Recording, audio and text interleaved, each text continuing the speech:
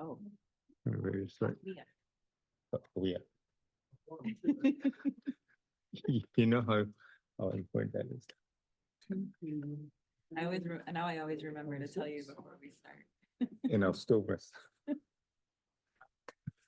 I'll be right here to help. It's a short term.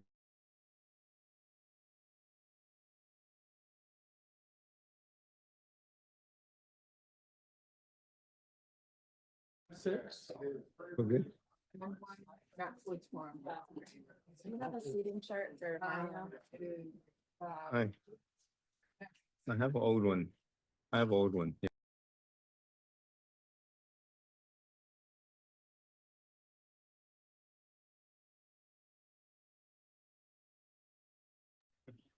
Yeah. Good morning. Good morning. The November 15th, 2024 Transportation Committee meeting will be called to order, and I'll use my bicycle bell to call to order rather than a hammer. First, I would like to ask our interpreter to explain how to access interpretation. Please go ahead. Thank you. Good morning. Announcement from the interpreter. To use the interpretation feature, please scroll to the bottom of the Zoom screen where the meeting controls are. Click on the interpretation icon, the world, and select English as your language. If you are joining through the Zoom mobile app, your cell phone, tablet, etc., please press the ellipsis, then interpretation, and then choose your language. Finally, click on mute original audio. Do not hear the original Spanish low in the background. Headsets are available for interpretation. If you are in the meeting room, please check out a headset from the receptionist in the lobby. Aviso por parte del intérprete. Para hacer uso del servicio de interpretación, favor de desplazarse a la parte inferior de la pantalla de Zoom, donde aparecen los controles. Seleccione el icono de interpretación, el globo terráqueo, y seleccione Spanish, español. Si está utilizando la aplicación móvil de Zoom, celular, tableta, etc., presione los puntos suspensivos, luego interpretación y luego el idioma. Si no desea escuchar el audio original en inglés al fondo, por favor seleccione Mute Original Audio, silenciar audio original. Contamos con auriculares disponibles para el servicio de interpretación. Si se encuentra en la sala de reunión, favor de pedir auriculares con la recepcionista en el vestíbulo. Gracias.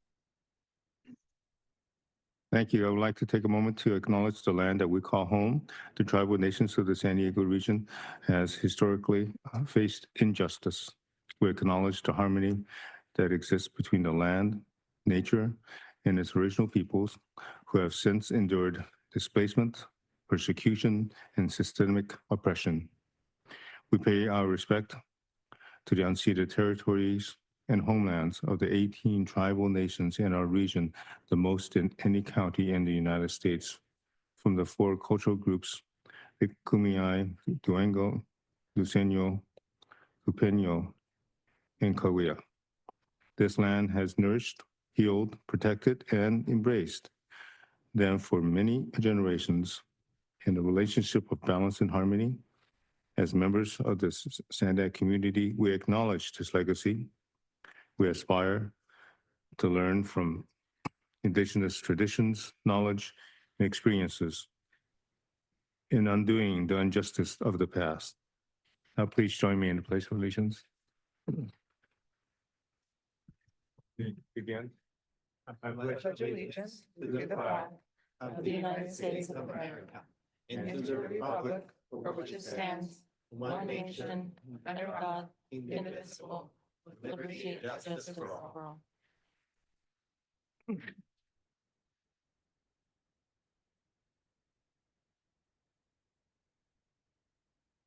Francesca, can you please confirm that we have a quorum? Good morning, Chair. I can confirm we have a quorum with 7 voting members present and 1 voting member virtual. We also have 1 advisory member with us today. Thank you. Do we need to affirm some information with regards to the virtual participant? Thank you, Chair. Yes, I can do that right now. I have Councilmember Bhat Patel for North County. Actually, she's NCTD representative today. And Councilmember, I'll be asking you a few questions. If you could have your mic on and be prepared to address them. Could you state the general factual reason for the remote participation in today's meeting? And please do not disclose any specific medical conditions. Sure, my child is ill, so there's caregiving reasons as to why I need to be here. And I would like to ask our legal counsel if this confirms and qualifies for remote participation. It does. Can you confirm that there's, is there anyone in the room over the age of 18 with you? Okay. No, there's no one else besides my kids definitely under the age of 18. So Thank you. Yep. Okay, that qualifies. Thank you.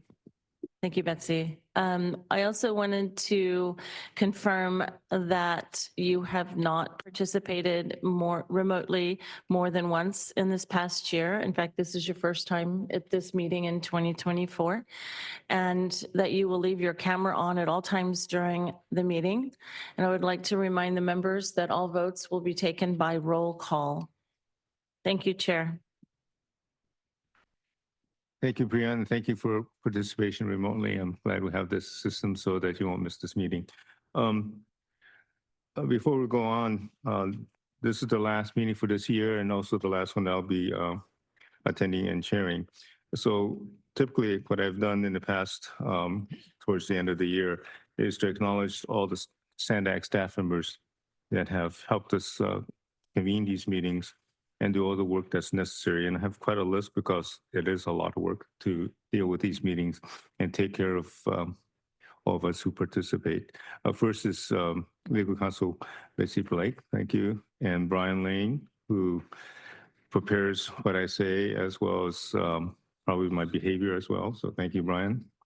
The clerk staff, Tessa, Nero, and Francesca Webb, John White, Catherine Mendoza, and Alicia Isa. I'm going to be terrible with these names, I'm sorry. And Julianne Martinez. Production staff, Kendall Reynolds, Danielle Diaz, Nick Rico. Creative services staff, Rachel Garfello, Karen Thompson, Grace Murphy. Business services, Cheryl Butler, who orders the food for us, Chris Paulette, who deals with the room setup, Henry Adam, who deals with the agenda and printing, and Tom Goggin, who handles a number of things for us for business services. We also have a great staff outside or sometimes stepping in, which is the Elite Services company, and they've really helped us move our meetings along and take care of us as we step in and assure that we feel safe when we're here. And that is led by Robin Enns. Thank you, Robin. And Rami Labano, and Fernando Martinez, Tom Simmons, Dale Stewart, and Rolanda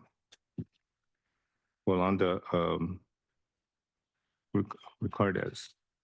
So thank you all for helping these meetings go smoothly. We have lots of important work that we do at the Transportation Committee meeting, and I appreciate all of you for doing the service all year long, and hope you'll continue with the next Transportation Committee as we move forward. We should move on to item number 1 with non-agendized comments. Francesca, do we have any members that want to make non-agendized comments or any members of the public? Thank you. We do have 3 members of the public virtually that would like to speak on non-agenda items. Alex Wong, please go ahead. The Green Line needs at least 7.5-minute frequencies as soon as possible. Mission Valley and Grantville plan to add 70,000 new residents along the Green Line.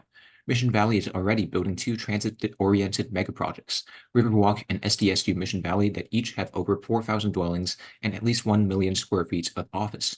Mission Valley Center Mall will be transformed into yet another transit-oriented mega project, and Fashion Valley recently announced that they will be adding 850 new apartments plus new retail. Mission Valley is a transit-oriented superstar, and it needs as much frequency as possible. Because if you're a future resident of Riverwalk and want to go to SDSU Mission Valley, are you going to wait up to 10 minutes for a 10-minute trolley ride across Mission Valley? Of course not. That long wait time is going to make taking the trolley slower than driving. That means everyone with a car is going to drive instead, further worsening congestion in Mission Valley. And to fix that, it's really crucial to make sure that the Green Line runs much more frequently than every 10 minutes. Thank you. Our next commenter, Blair Beekman, please go ahead. Hi, Blair Beekman. Thanks for the meeting today. I hope, in lessons I've learned from SANDAG, I hope each city county representative here are really considering the practices of peace in their local communities instead of the concepts of war, and how you can do that in your own way. It's important at this time. It's incredibly important, and I think we can do it, and I hope you're doing it. We can send quite a message to the world if we can, if we do practice in those good terms. With that said, the city of San Diego is rolling out a smart kiosk program. They're celebrating today at this time. I don't think they should be very celebratory. I think the way they introduced the smart kiosk program to the public and their public meeting process was horrific and atrocious. Why are we so afraid to talk about our tech with community? I ask you to please make the steps to be accountable in the process and to be honest. And by doing that, you have decent conversations. You have concepts of peace, open democracy, and not war. Good luck how we can do that. Please don't be afraid. You may get pushback. That's okay. What we need, we put into place. What we don't need, we don't need. Thank you. And our final commenter, Catherine Rhodes, please go ahead. Hello, this is Catherine Rhodes. And again, I'm asking Mario to give me an email, set up a time that I could talk to him and legal counsel and the auditor who said that there's no problems, there's no act defaulting on the site. Everything I said about my whistleblower report was not true and it can be deleted. So anyway, Mario told me that they don't know if there's act defaulting or not, but there's presumed act defaulting, but he said he won't confirm or deny the act defaulting until the construction stage. So here I am coming again. I think this is probably my third phone call here, asking for Mario to call me. And I believe Nora Vargas kind of said that, it would happen, but so far it hasn't happened. So I'm actually asking for Mario to call me so I could talk to him, the auditor, and your legal counsel to come up with a corrective action plan that could be put on the audit so people will know specifically for me that I'm not lying about this, that it's been 20 years and I can't get any type of solution going to it. So anyway, I'm going to just come here and complain and complain and complain until Mario actually does what Nora Vargas said and contact me so that my issue could be resolved. So anyway, my issue is that there's presumed act defaulting on the bus stopover, and my solution is to reconvene Caltrans Technical Advisory Panel. I believe Caltrans Technical Advisory Panel is, the Caltrans people are here today. So hopefully they'll hear me and they'll, and maybe even if I could get a meeting with them and with Mario so that we could solve my 20-year-old problem. Thank you. And that concludes the non-agenda public comments. Thank you. For the record, I should read into the record the rules for public comments. I neglected to do that as we started. So as a reminder, no comments shall be loud, threatening, profane, or abusive language that disrupts the orderly conduct of the meeting will be tolerated. Any such language or other disorderly conduct that disrupts, disturbs, or otherwise impedes the orderly conduct of the board meeting is prohibited. Per board policy, the amount of time allowed for Each verbal public comment is determined based on the number of agenda items, the complexity of those items, and the number of persons anticipated to offer comments. This allows us to hear from as many people as possible and to complete the business while we still have a quorum. Based on those factors for today's meetings, each member of the public will be given 2 minutes for your comments. So that would be the rules for public comments as we go to the rest of the meeting. We're next up is Mario, and any updates from you and your staff. Thank you. A couple of updates. On the Border Bayshore Bikeway, the team had a community meeting in City of Imperial Beach. It was quite successful. The project is 75% done on the 6.7 miles of bikeways. They're being constructed between San Isidro and Imperial Beach. The goal was to notify the public of the upcoming work and the timetable, scopes, and all that. Somewhat important is Del Mar Bluff Stabilization's Patiquitos Lagoon Double Track Project. We have an absolute work window, meaning that rail service will be closed starting at 12 a.m. the morning of Saturday, November 16, through 5 a.m. Monday, November 17. During this time, the construction crews are basically going to be installing piles for both the bluff stabilizations as well as the Patiquitos Lagoon foundations. You can expect some noise and some interruptions. We take the communities, surrounding communities for their understanding. Regarding the rail realignment value analysis study, the team has honed down into several alternatives, or there are about 15 alternatives, and give or take. And they're preparing a report. A draft has been prepared, and a final report is expected to go to the board of directors early next year. On Otay Mesa East, the team continues to work on the project. There were interviews for the CMGC contractor. They will be putting out a project management contract out. There is data collection occurring to update the traffic and revenue study. The team will be coming with a report on November 22nd. And finally, I would like to, like it was mentioned to the chair, this is the last meeting that we're having at TC this year. And, you know, for a fact, we know that Chair Chu will not be coming back, and I really want to, with mixed feelings when I say this, as well as Vice Chair Tony Krantz, you know, that I want to thank both of them, as well as my friend Everett Thompson, that, you know, the new district director will be probably coming to future meetings, Sam Fox. So I want to really express my respect and thanks to the three of you. That concludes my comments. Thank you. Thank you.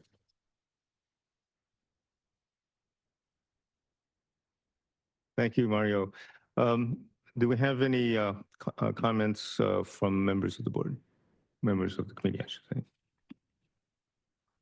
Seeing none, I have two quick items.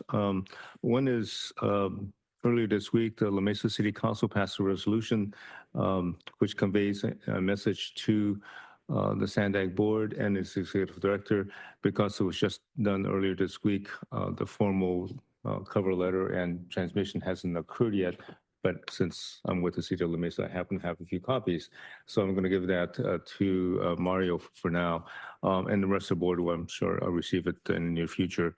It is essentially conveying the city of La Mesa's policies with regards to traffic safety, VMT reduction, and our concerns for traffic going through the city because our freeways are congested around the city or that go through the city, and that we want to see if there's a reduction or at least some control over that. So the city doesn't control the freeway system and many of the roads, so that's an issue which we need help in doing that. And that's what that resolution essentially wants to convey, as well as MTS, recognizing MTS and the need to grade separate Spring Street and our MTS stop on La Mesa Boulevard.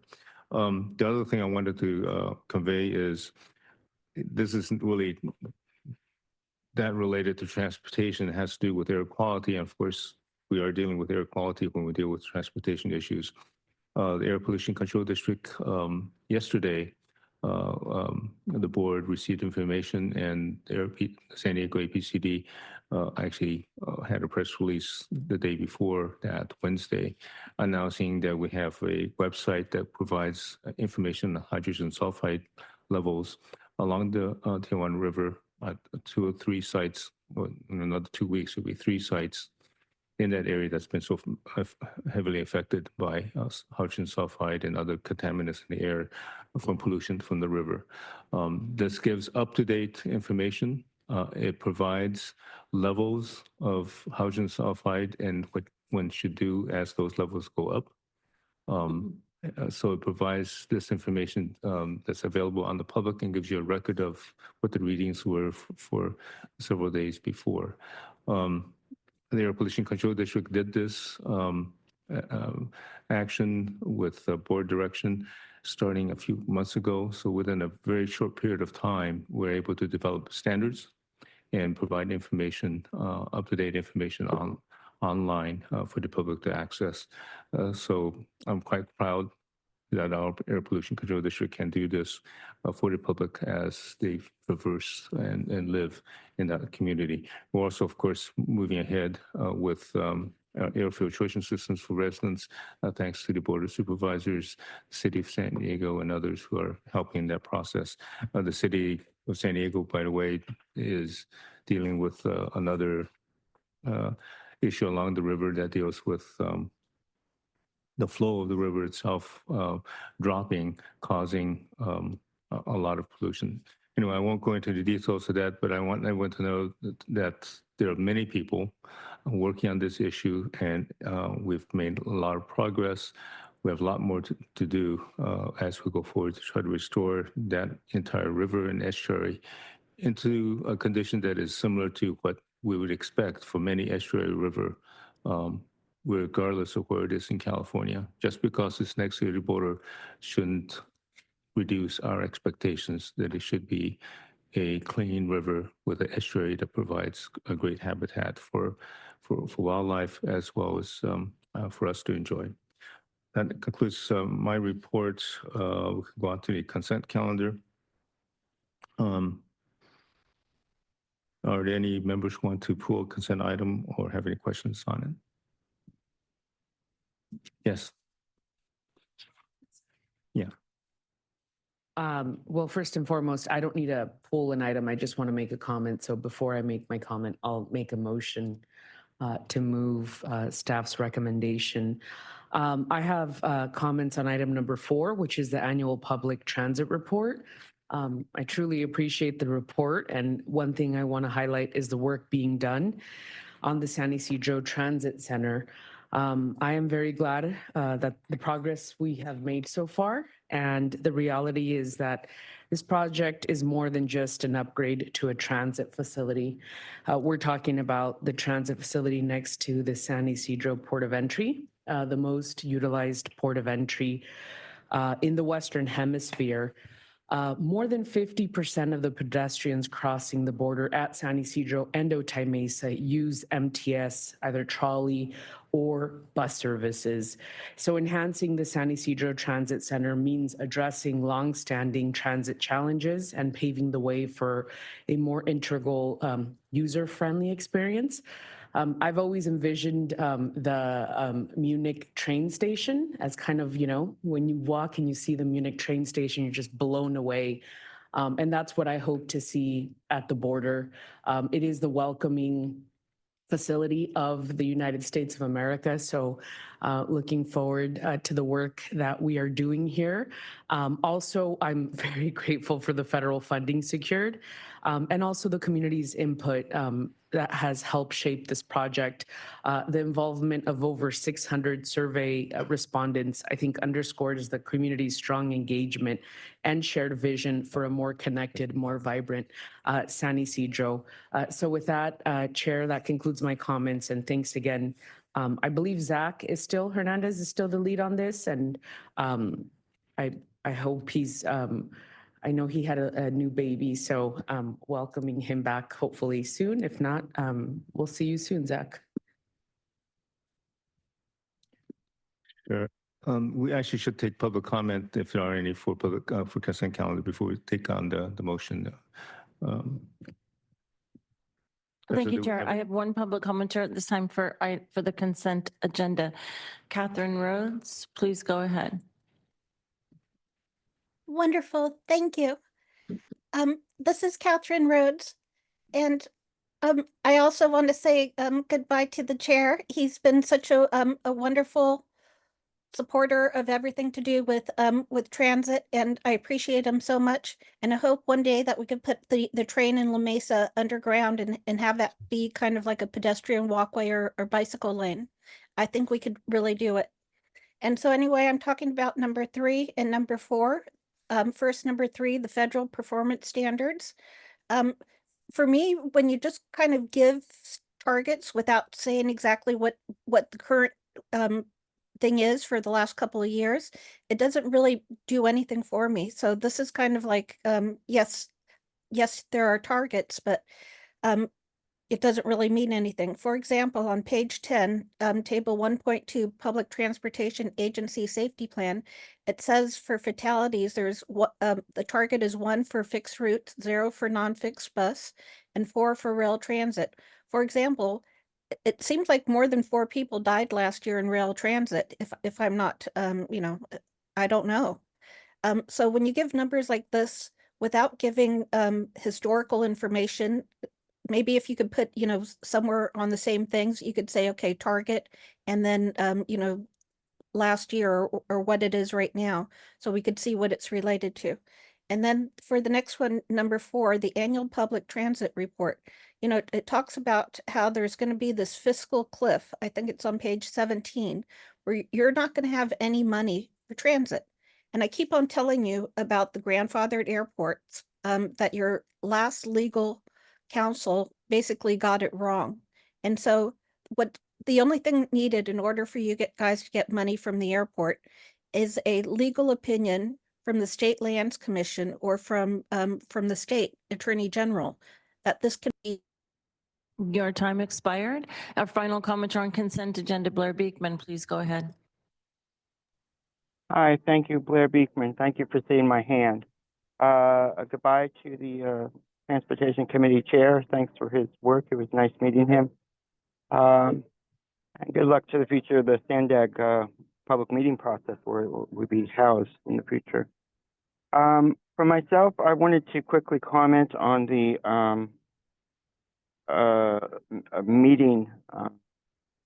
previous meeting that's being approved today. One of the items was about Smart Growth Incentive Program, and I wanted to help clarify that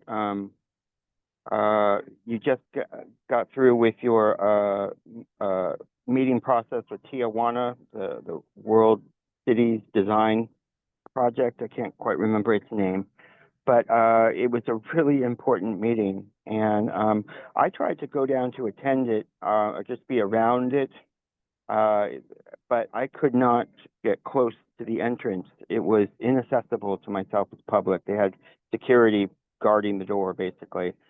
It seemed a bit too inaccessible for public, and it's kind of a shame that it was that way. Good luck on how to work on a bit more accessibility in the future. I think I have important concepts to help develop and ask for them and bring to them. Mexico and Tijuana, I think, have been working really a lot to try to help create a more, they want to be tech accountable, and they want to have practices that are accessible and understandable for the public, and to have good civil rights and privacy ideas. Good luck how we can learn to understand that from Mexico. I think we have a real responsibility to learn what they want to be working towards. and to be a part of that feature. That it's an important part of what the World Design Capital meeting should have been about, I think, how we talk about our future and how we design the future of our border issues.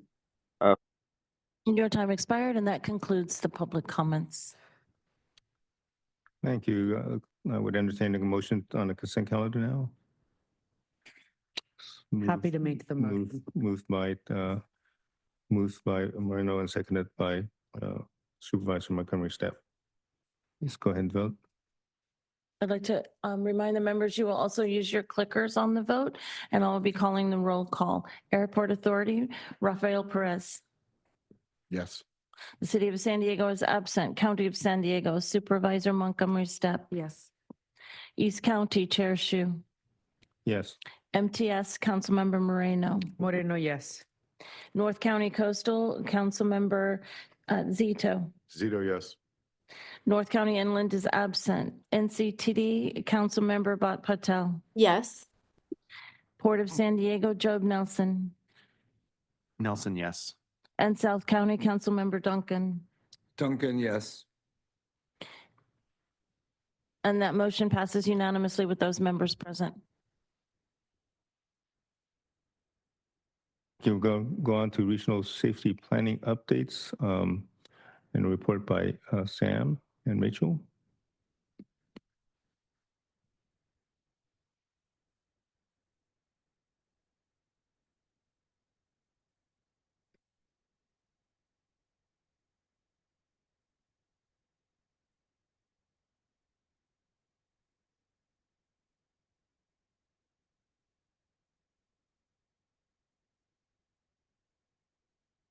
Good morning, Chair, Transportation Committee members. It's a pleasure to be back for you again this morning. My name is Sam Sanford. I'm a regional planner with SANDAG, and today I'm joined with my partner on this project, Rachel Forseth from Public Affairs at SANDAG, and the prime consultant team that's been supporting this effort from Fair and Peers. So I'm really excited to bring back this item on regional transportation safety planning updates today. I want to start with a little bit of background of where we started to get to where we are today. Really, the origin of this project came from a performance audit recommendation that stated that SANDAG should be more involved with safety planning, analysis, and data on behalf of the region. From that recommendation, the Board of Directors developed a Vision Zero resolution that was adopted in June of 2022, and that directed staff to identify resources and develop a regional safety plan. SANDAG was successful in the very first round of a new grant source called Safe Streets and Roads for All, developed by U.S. Department of Transportation. And in that grant, we put in a scope for a regional Vision Zero action plan, which is what we're bringing today. That really starts on page 23 of today's staff report. The project itself kicked off back in September of 2023, and we've gone through several steps of bringing items to working groups and then also to the Transportation Committee. And I do want to spend a few slides just talking through what those interaction points have been. But one element that you'll hear us echo throughout this presentation today is really the importance of this plan, of this Vision Zero action plan, and the new eligibility that it provides local jurisdictions to apply for the Safe Streets and Roads for All implementation dollars. So you'll hear us mention that as we go through. So one of the first things we did as we, kicked off this project, and it was a best practice that we saw at other regional agencies and large agencies, was to centralize safety data. So SANDAG took considerable time to take publicly accessible statewide integrated traffic record system, improve the location accuracy of them, and then put them into this interactive dashboard. So local agency staff have one source to go to see the information, as opposed to multiple agencies downloading the information and making kind of redundant work on improving that safety data. That was the first element that we worked on. From there, with the support of our consultant team, we were able to develop two key safety products. These are safety networks. The first one, I should say, we brought these to the Transportation Committee back in June. The first one shown here is the Safety Focus Network. The key element of this network is that it is concentration of crashes. And it identifies that 54% of all fatal and serious injury crashes occur on just 6% of our roadway network. I should note that this is exclusive of the access-controlled freeways, but includes all local roads and rural highways. In addition, using U.S. Department of Transportation's Equitable Communities tool, only 19% of our region, or I should say 19% of our region, is considered a social equity area. But 44% of the safety focus network is in that same 19%.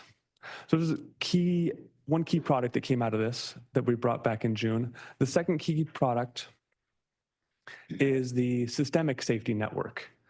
So the systemic safety network is a proactive, risk-based approach. It's really recommended by Federal Highway Administration, and it identifies locations that have not experienced those high severity crash concentrations, but they're recommended candidates for safety improvements. So throughout all this effort from September to now, we've had a lot of engagement with the public and through SANDAG committee structure, and I'll turn it over to Rachel to walk us through that effort and introduce the plan. Thank you, Sam, and thank you to all committee members who contributed to this plan in one way or another. Over the past year, our project team has conducted extensive outreach and engagement with policy advisory committees and representatives from various government agencies. This plan truly reflects a regional effort and has been strengthened by input from numerous cities, organizations, and individuals. Beyond regular updates to SANDAG working groups, we provided digital outreach, including an online platform where people could suggest safety improvements. We received nearly 3,000 public comments with consistent sentiment that better lighting is a top priority. This feedback was corroborated by crash data findings that over 60% of serious crashes happen in poor lighting conditions.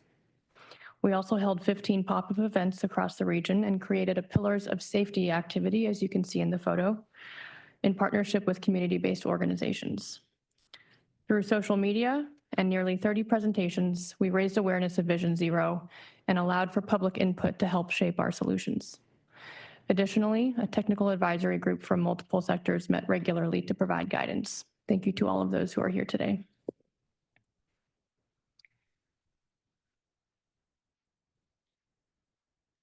Every statistic in this plan represents a human life.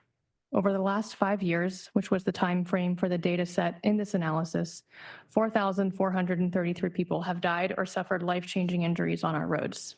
This is why Vision Zero exists, and this is why SANDAG developed the Vision Zero Action Plan. The goal of Vision Zero is to eliminate traffic deaths by designing systems that reduce the severity of human error.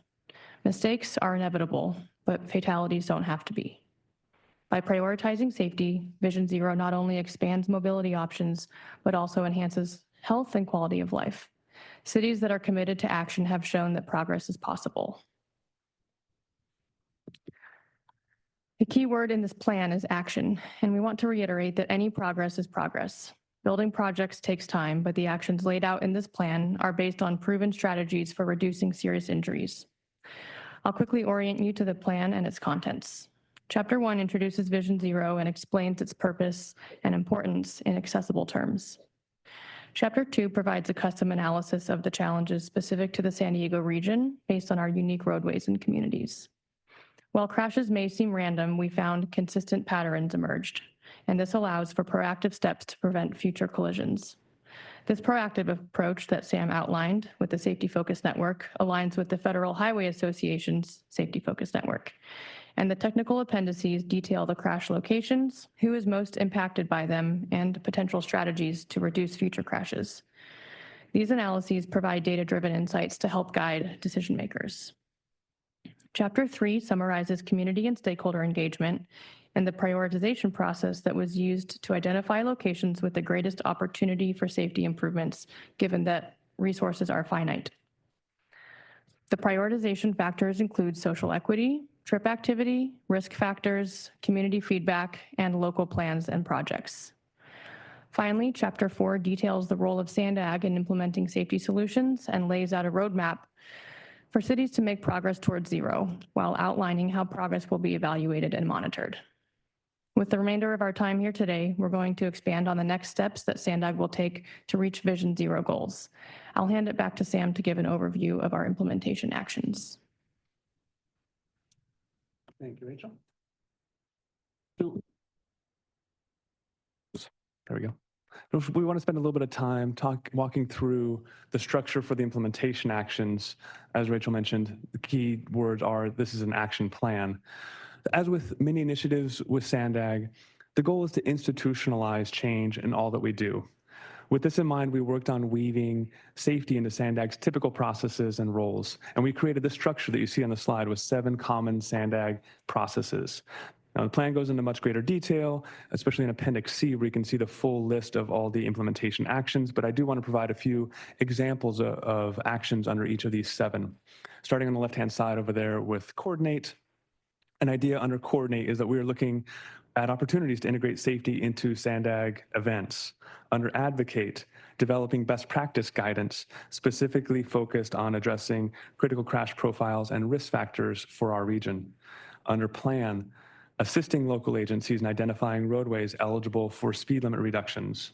Under the fund category, exploring prioritization processes for grant projects that address crash profiles and risk factors, again, for the SANDAG region.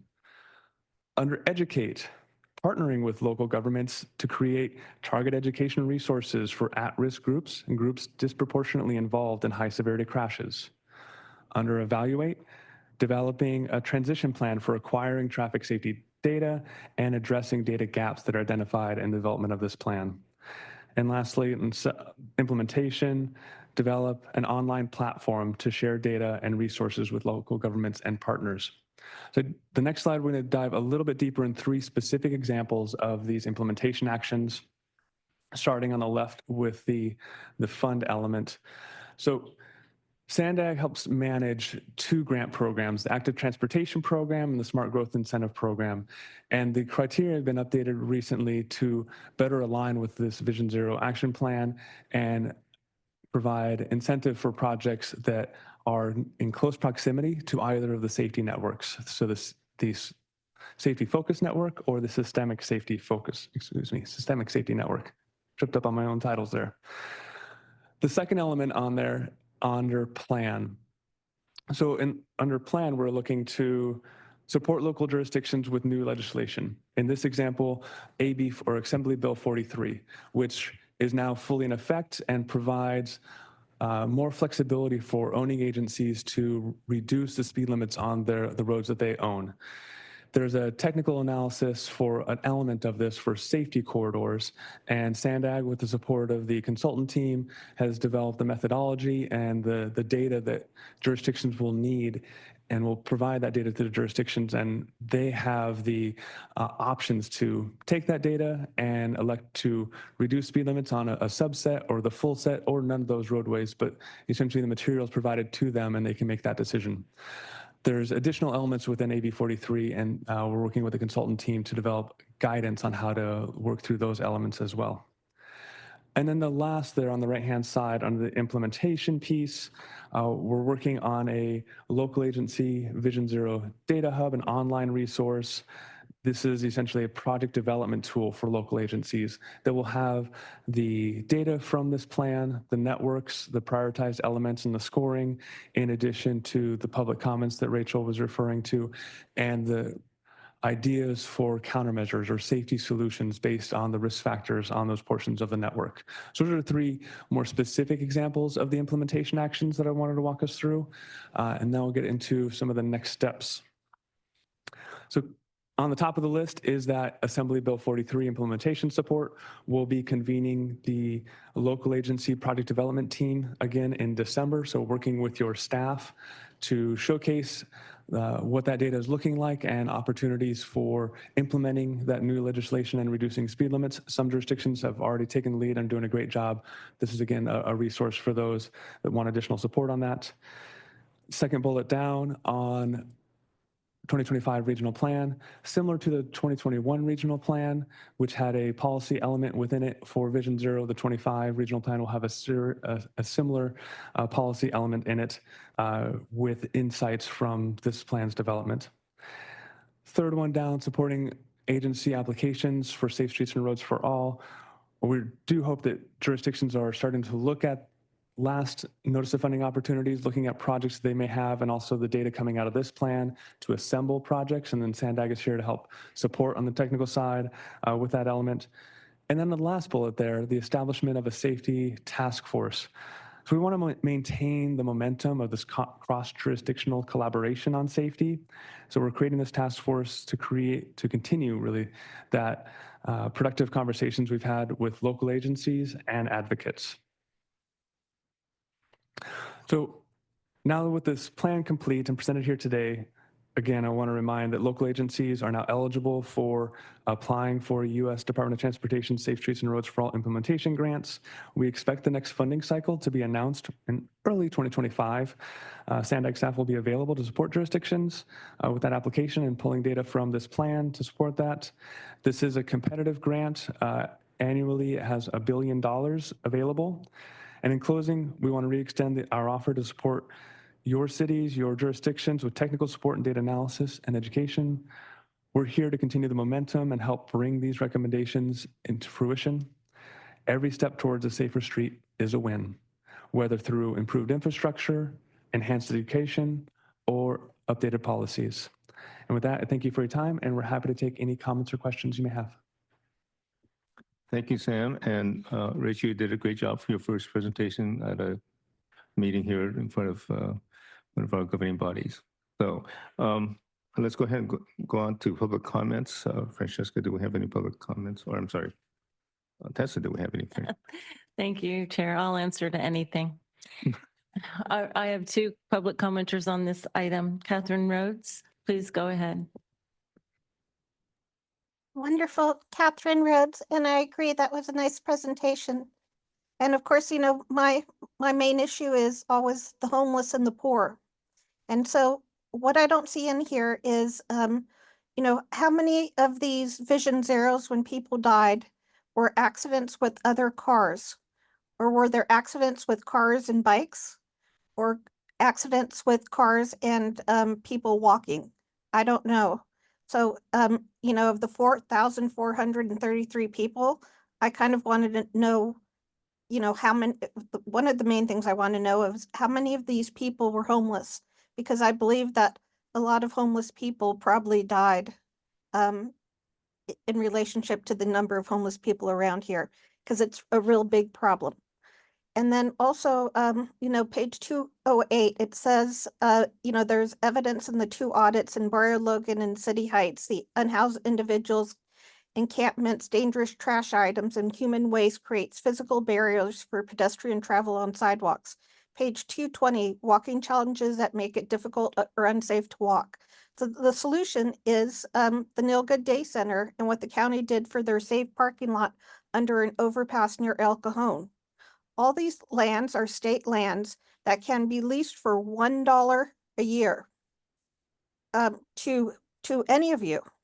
Any of you, you know, in your city, if you have any state land, it could literally be used for homeless.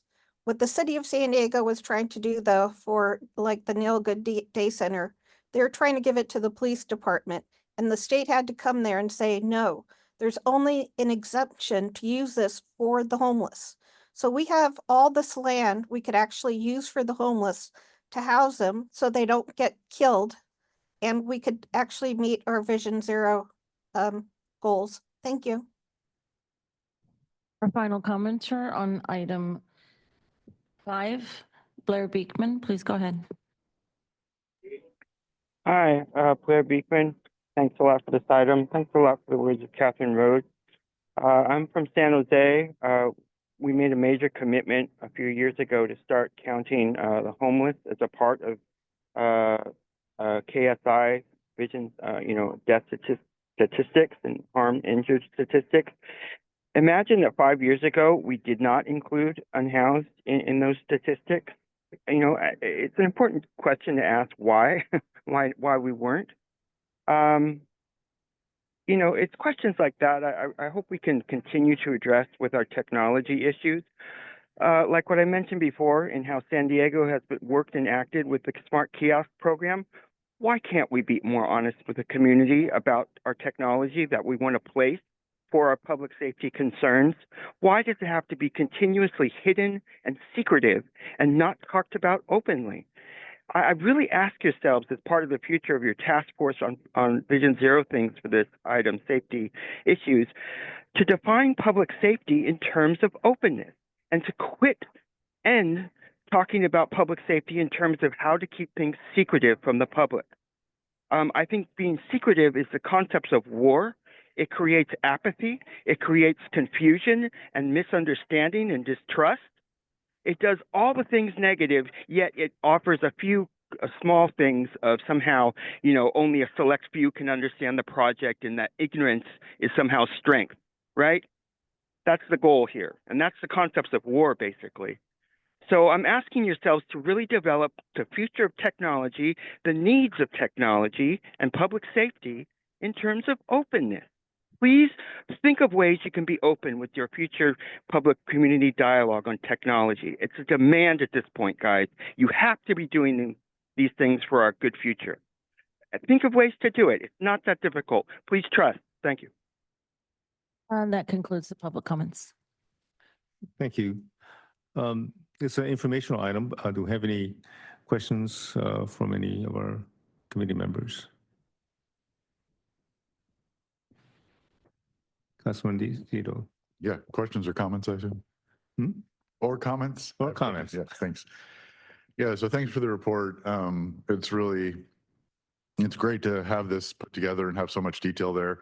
Unfortunately, admittedly, I haven't been able to dive into all the appendices and learn all the information yet. I would like to do that. I'll admit it was a little bit, there's a little bit of an interesting tension in the report where I'm reading several sections that talk about we're going to put our energy where it's going to matter the most and focus on the 54% of accidents that occur in 6% of the road segments, but that doesn't sound like Vision Zero. That sounds like Vision 54%. I mean, it makes sense to me, but it's having some language in there that talks about how this actually goes to Vision Zero and how what we learn in that 54% can be shared elsewhere or spread around and might be useful as well for a future version of this. And then the other thing that wasn't clear to me is there were the two sections in there about the safety focus network and the systemic safety network. So are both of those eligible for the Safe Roads for All funding or in grants, or is anything, even if it's not in one of those networks, how do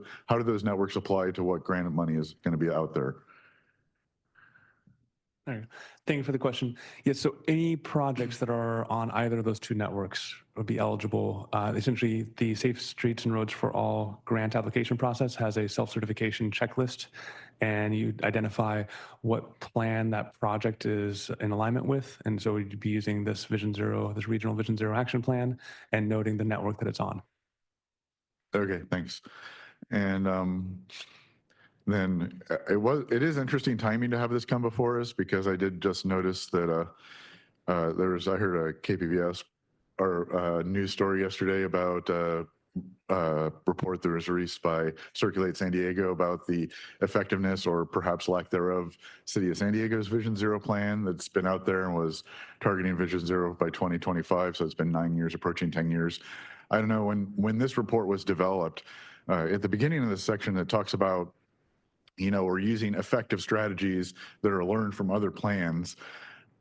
How did we know they were effective? And for example, how was City of San Diego stuff included in that we don't know that's effective at this point in time, although we do know they are doing good things. It just hasn't been enough as well. I can provide a little bit of background on that one. So much of the research that went into developing the scope for this project looked at other regional agencies across the nation. So we surveyed nearly 40 MPOs or metropolitan planning organizations similar to SANDAG, many of which had either Vision Zero or Towards Zero or other similar regional safety plans. And so we looked at those, and then we also looked at federal guidance. There are several cities in the US that have also been successful, so we looked at those examples as well, and then also set up a process so we can look at how we're doing year over year compared to other peer metro regions. So that is enabled, and it is going to be a tough work ahead of us. There's no doubt about that, but it's a worthy work to begin. Very, very much agree. And then relative to the question that was raised by one of the public commenters, can you describe what's in the 4433 number? Does it have to involve an automobile would be my question, or is it all fatalities? So the key on this one is if an officer arrived on scene and filled out a report, a crash report. So whether that was a sheriff or a local officer for one of the cities or CHP, any law enforcement officer that arrived and filled out that form, that got submitted, and that's what's included. Great, that's helpful. And then you touched upon this a little bit, but what is the plan to keep this a living document that's going forward? How is that going to happen? Thank you for the question. Yeah. So we'll have annual updates on this one. So we'll be looking at those peer regions to see how we're doing relative to those, and also updates on the implementation, or essentially progress on the implementation actions year over year. And then also we are working at in that nesting of processes, we have a parallel process where we have to set safety targets annually for the federal government, and we're working to see if we can bring those two processes together. So there's Vision Zero action plan informing that target setting process, and then also the annual updates. So it'll be regular updates, and then we'll do more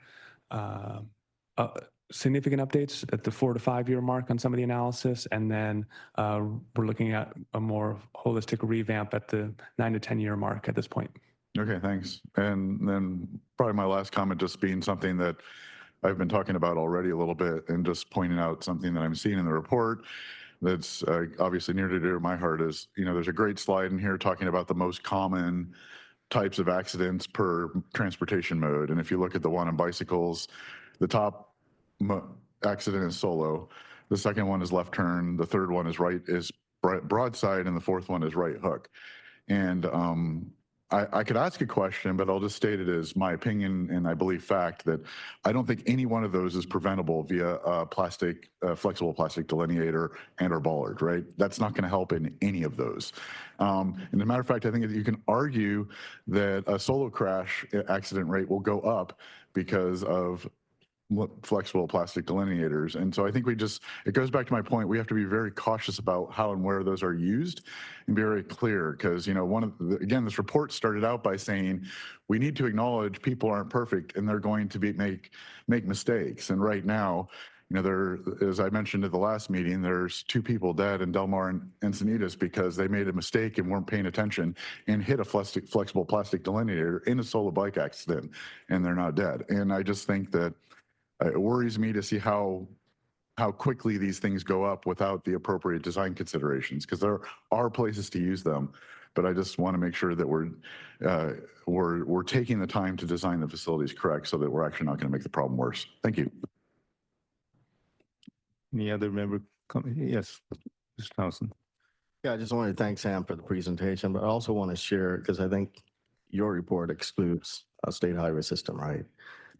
It excludes the access controlled freeways, since they have such a different operational characteristic. We did not treat those in this process. Right.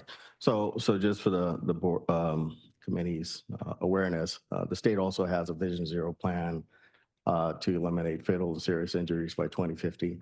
And so our framework is being developed, and we've been in some collaboration with Sam and the team here as well. So I want to kind of make that known, and we're continuing to work in that path. And we'll be sharing more information as we make that progress. Thank you. Any other comments? Just a quick comment on your comments. I hope maybe when we get together, we can talk about that a little bit, because I noticed in the very first slide, it showed one of the high death impact areas is 75, which is Caltrans controlled in Coronado. And we have obviously a lot of other Caltrans supervised or owned corridors in Coronado. So I'd be interested in learning about that. And I appreciate your presentation. I wasn't that familiar with 43, so I'll look that up as well. But one of my questions was going to be whether that has any impact with Caltrans, or whether that is limited to just the municipalities. So my understanding on Assembly Bill 43 is that it is for local agencies. It is not pertaining to state facilities. If there aren't any other members who want to make a comment, I have, again, a short little list, which I hope is easy. First, the 4,433 number, I want to reiterate that, these numbers are actually people in our region and actually people we know. a week and a half ago, our one of our council-elect people and members of the La Mesa City Council was in a serious accident, hit by a drunk driver on one of our city streets in La Mesa. And luckily, she didn't have to be hospitalized, but she had to be staying at home for a week and a half, 2 weeks. And it totaled her car, damaged another car with a drunk driver. And I think these are serious things in our system, our transportation system, and that needs to be addressed. And it comes home. In fact, our city treasurer 4 years ago was also in an accident. And so it affects us. There's people that we know, relatives, friends, and members of our community. So I really appreciate us addressing these issues. With SB 43, what was it, AB 43? AB 43. There's a restriction in which we have to have data before we can do the safety corridor and reduction of, and we can only reduce it by 5 miles each time, 5 miles per hour each time. Is there a way we could accelerate that so that we could maybe get 10 miles? I'll turn it over to our consultant team if they have any additional pieces, but my understanding is the rulers are within the 20% on the safety corridors, which is the maximum amount that's allowable. You can round down after a speed survey, and then you reduce another 5 miles an hour. So you could get it up to 7.5 miles an hour reduction. At this point, that's my understanding of what the state legislation allows for, but I'll see if there's additional comments from our consultant team. There's additional criteria outlined in the California METCD that can be used. However, some of them cannot be duplicated. And so part of what our effort will include is capacity building for local staff as well. We're hosting a meeting at the beginning of December where we'll walk through all the different criterions available for local agency staff, and that resource document will be likely shared with this board as well. So we just developed a safety corridor, reduced the speed limit by 5 miles an hour, but it goes into a school. So we were only able to go from 35 to 30. Well, it should be 25. How soon can we do it again? And what would we need to do it again? To do, like to reduce again? Get it out of the 25, because it doesn't make sense for people to get off a freeway, speed up to, actually, our record shows many of them speed up to 45 and go into the 25-mile-an-hour school zone. Right. So there are additional criteria. And so if that particular segment falls under the other criteria, they might be eligible for further reductions. The safety corridor network is one criteria, which identifies a decent amount, 20% of a local jurisdiction's roadway. The other criteria would allow additional reductions as well. So it's possible that that particular segment could reduce by additional 5 miles an hour. It would have to be subject to the other criteria, though. Thank you. I'll convey that to my public works staff that are working on that. Sam, you and I, in an earlier presentation on safety, we talked about, and this may be simply because Councilman Duncan's here, VMT. and I don't know if we get credit for that. If we have a plan to reduce VMT by 19% by 2035 and even further if we can, so other requirements from other legislation because of greenhouse gas emissions asking us to reduce VMT significantly. How can we count that towards the safety? Because I presume if we do a VMT reduction, we would have a commensurate reduction in this 4,433. So this plan is really looking at historic data and what's occurred in the past as far as those concentrations of crashes, and then looking at facilities as they are today. It does not look into future reductions based on modeling or anything along that nature. Is that mentioned in our planning documents? I don't know if we do. State that if we do have a plan that reduces VMT, that there is a benefit to the community with regards to presumably fewer people dying and getting injured from vehicles. I'll go ahead and take that one.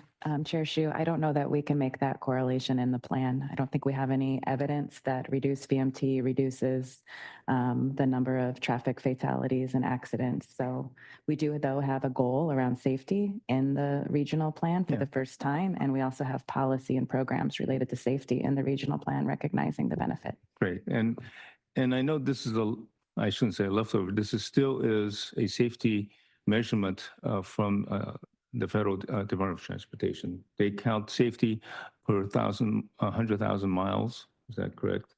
So they don't really care if you go up and down miles. They just are looking at number of accidents per 100,000 miles. And it certainly seems like if we deal with the number of miles itself, that can be a way to reduce the number of accidents. And lastly, this issue of Vision Zero. Great name. I'm glad we're starting to track and try to make some assessment of how we're doing, as Circulate has done, and as we are working on, and we have a plan to deal with Vision Zero. My concern when I first heard about Vision Zero was how much money we were putting into Vision Zero, and I discovered it was zero. That we're not putting additional funding and efforts into Vision Zero itself. The cities have a limited budget, we all have a limited budget, and I'm glad we're moving forward with at least a plan to address Vision Zero and with some data that's going to be effective, and we're doing it in a smart way.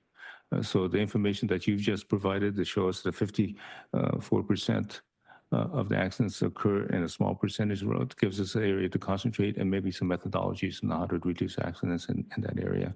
Which is a vital tool for us to be smart and with the limited funding that we have to address safety. So to that, this is great because maybe we can be smarter about it and at least direct our funding towards making a difference in this effort. And I hope that we work together with our partners with Caltrans to make that happen so that when we identify these areas, both Caltrans and the local cities and the county can work together to address these critical areas in terms of making that happen and having an annual report and progress report is be fabulous. Any other last comments on this information item? If not, we'll go on to the next item, item 6. And thank you again for the entire team, Sam, Rachel. The next item is with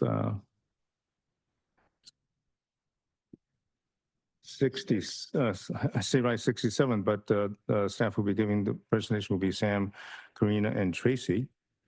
Tracy is from Caltrans, right? Yes. So this is in the effort that we are hyping up the updates of all the different work that we're doing to the different policy advisory committees as well as the board. We have worked together with the state, with Caltrans on funding the environmental document for the emergency evacuation route for State Route 67.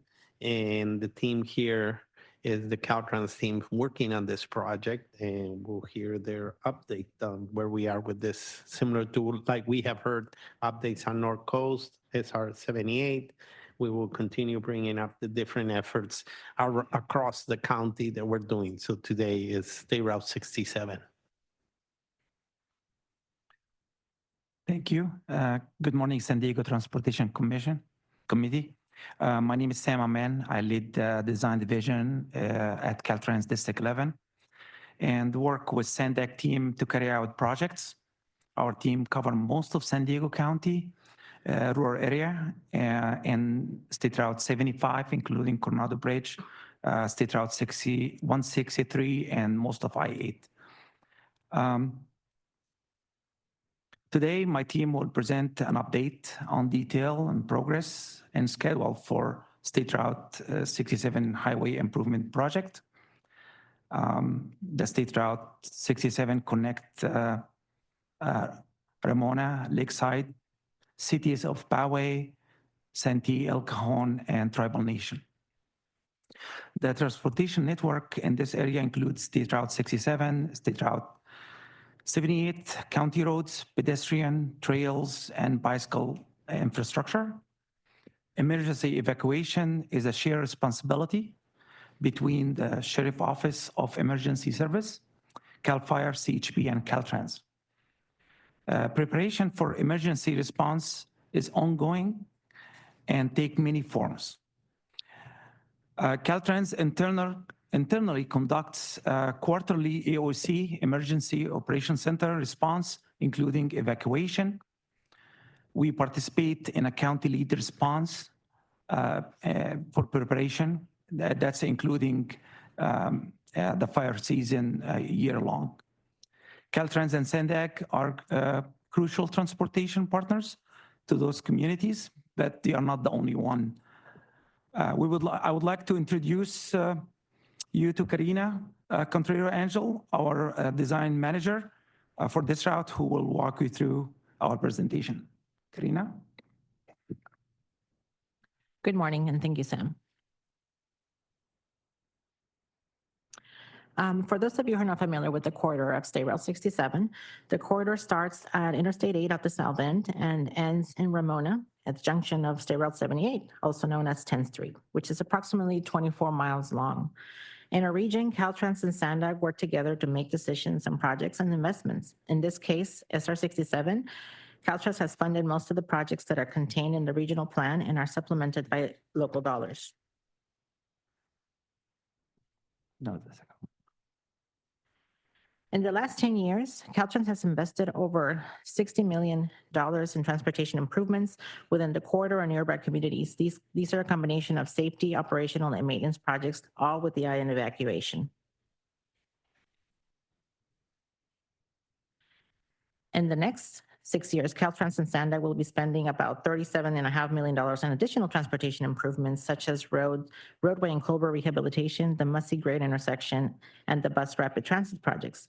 Caltrans is constantly working on improving safety and evacuation readiness. For example, Caltrans will widen 3 to 4 feet between south of Ellie Lane and Chaparral Way to accomplish having 2 southbound lanes being used during evacuation, using the shoulders and setting cones, and 1 northbound lane between downtown Ramona and Scripps Poway Parkway. Moving to the project we're here to discuss. The SR 67 Highway Improvements Project is located between Mapleview and Highland Valley Dye Road. The purpose of the State Route Improvements Project is to improve the safe and efficient movement of people and goods utilizing various models of travel and emergencies such as evacuations. The project has evolved to include the evacuation needs of the residents living along the route. This chart shows what we have accomplished with procuring funding, planning, environmental and technical studies, and outreach. Future action to move the project to construction was provided by this board to proceed with environmental and design. The board funded $23 million for technical studies and $30 million for design. Caltrans has started preliminary studies and public scoping meetings. We've developed a draft evacuation plan recommendations report and 3 build alternatives using input from the public scoping meetings. CEQA and NEPA will guide the Caltrans decision that follow.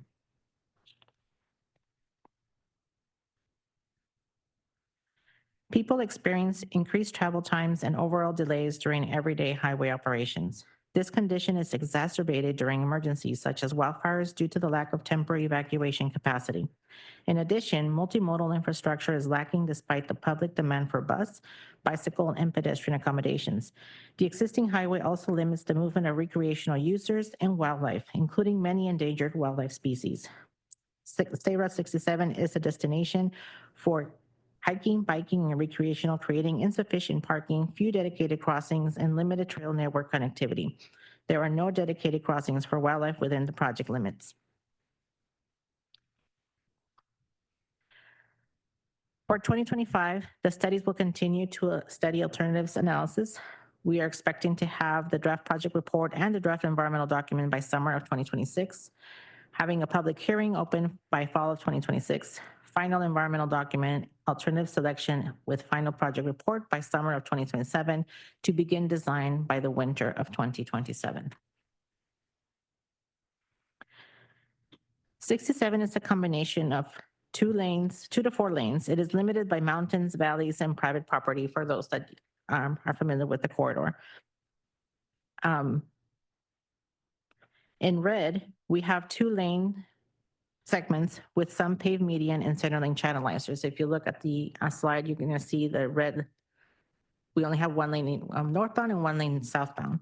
In yellow, we have 3 lanes with some paved median and centerline channelizers. In green, we have 4 lanes with paved median and sections with concrete barrier west of the San Vicente Reservoir.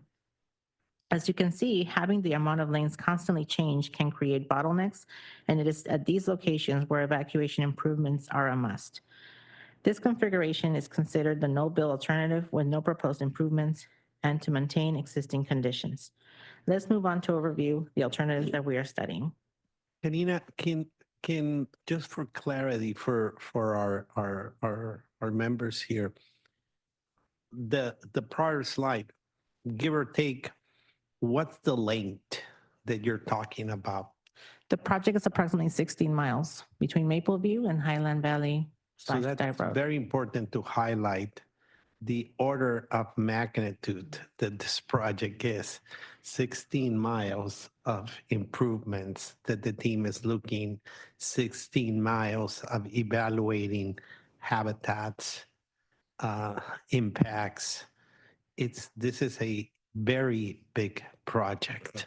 And thank you. Sorry for the interruption. Okay, it's okay. Right now, when first responders evacuate communities, the lanes are changed to create 1 lane going out or southbound and 1 lane going northbound in the 2-lane segments. So the red segments that we saw in the previous slide, 2 lanes out or southbound and 1 lane northbound in the 3-lane segments, and 3 lanes out, 1 lane out for the 4-lane segments.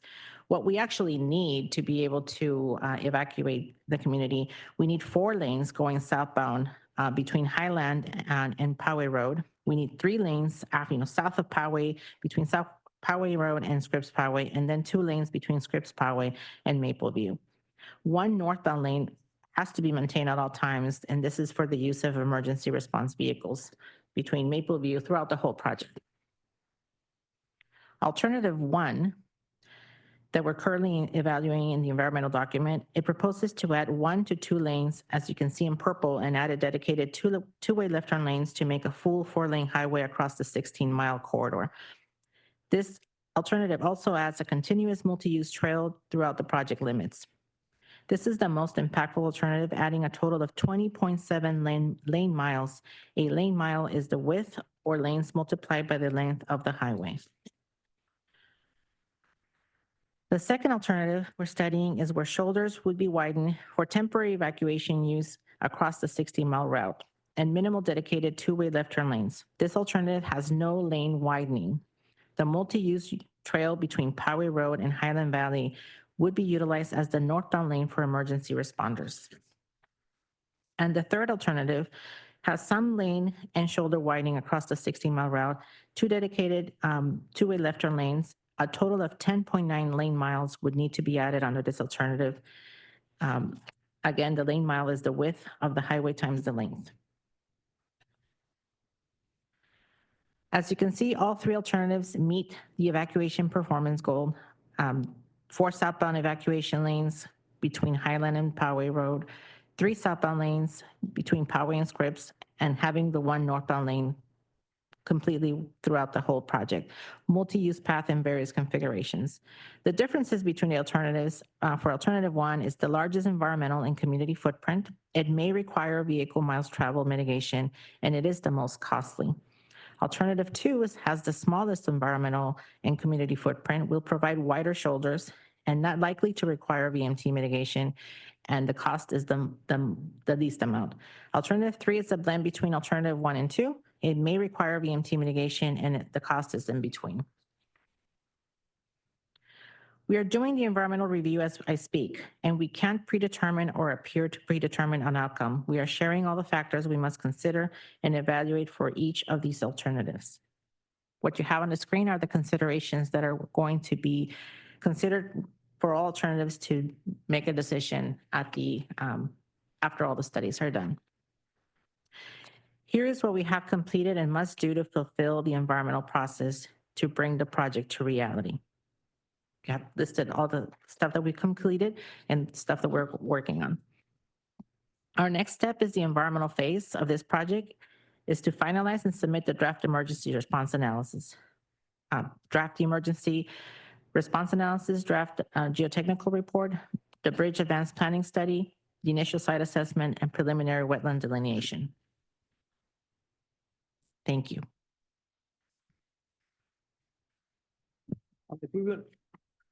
Sorry. We will continue work closely with the community and partners and agencies to deliver this project as needed. So the corridor is, as mentioned earlier, it's complicated. It's not an urban area, it's a rural area. And we working together to make sure that we preserve the community and enhance safety for all mode of transportation. Thank you so much.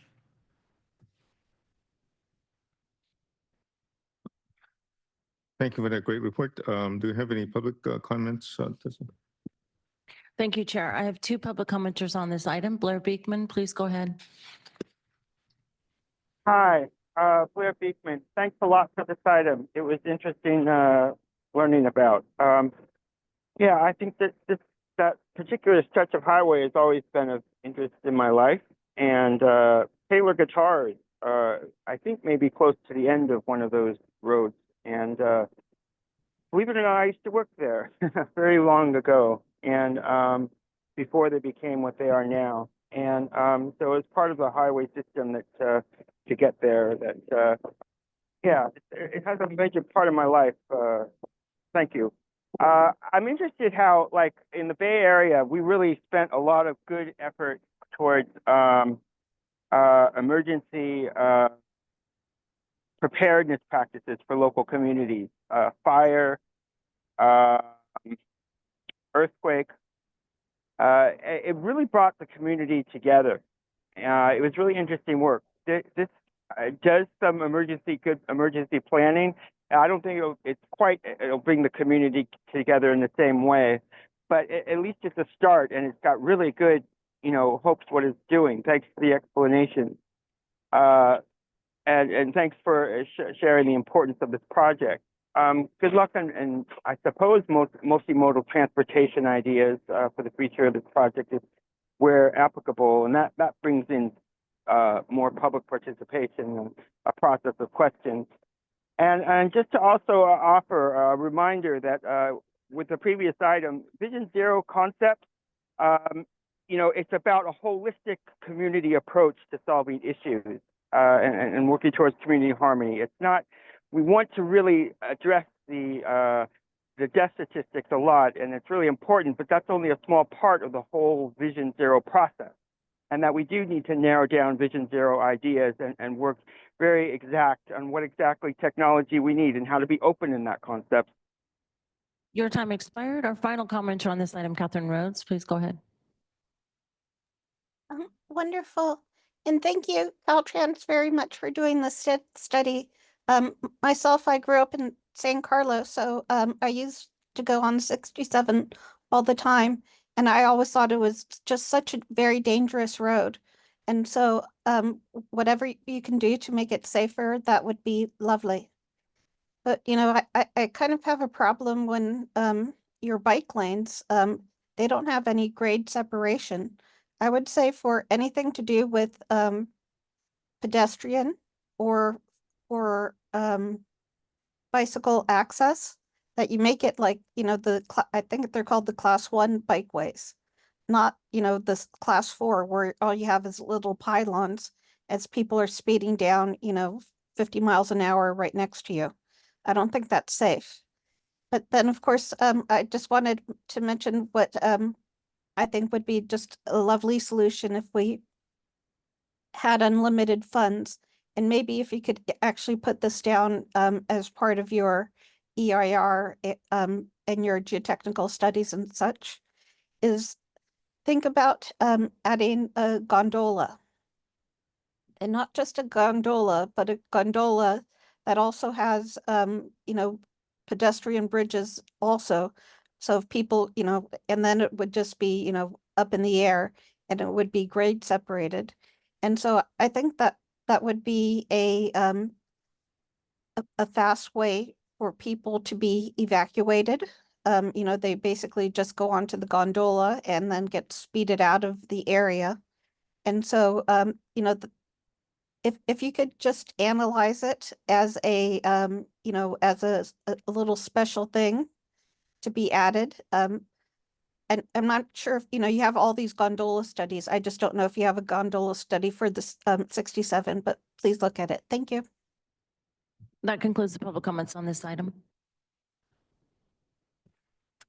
Thank you very much. Do we have any member questions or comments? Councilman Zito. Yeah, thanks. And thanks for the information. It was a very interesting presentation. I appreciate it.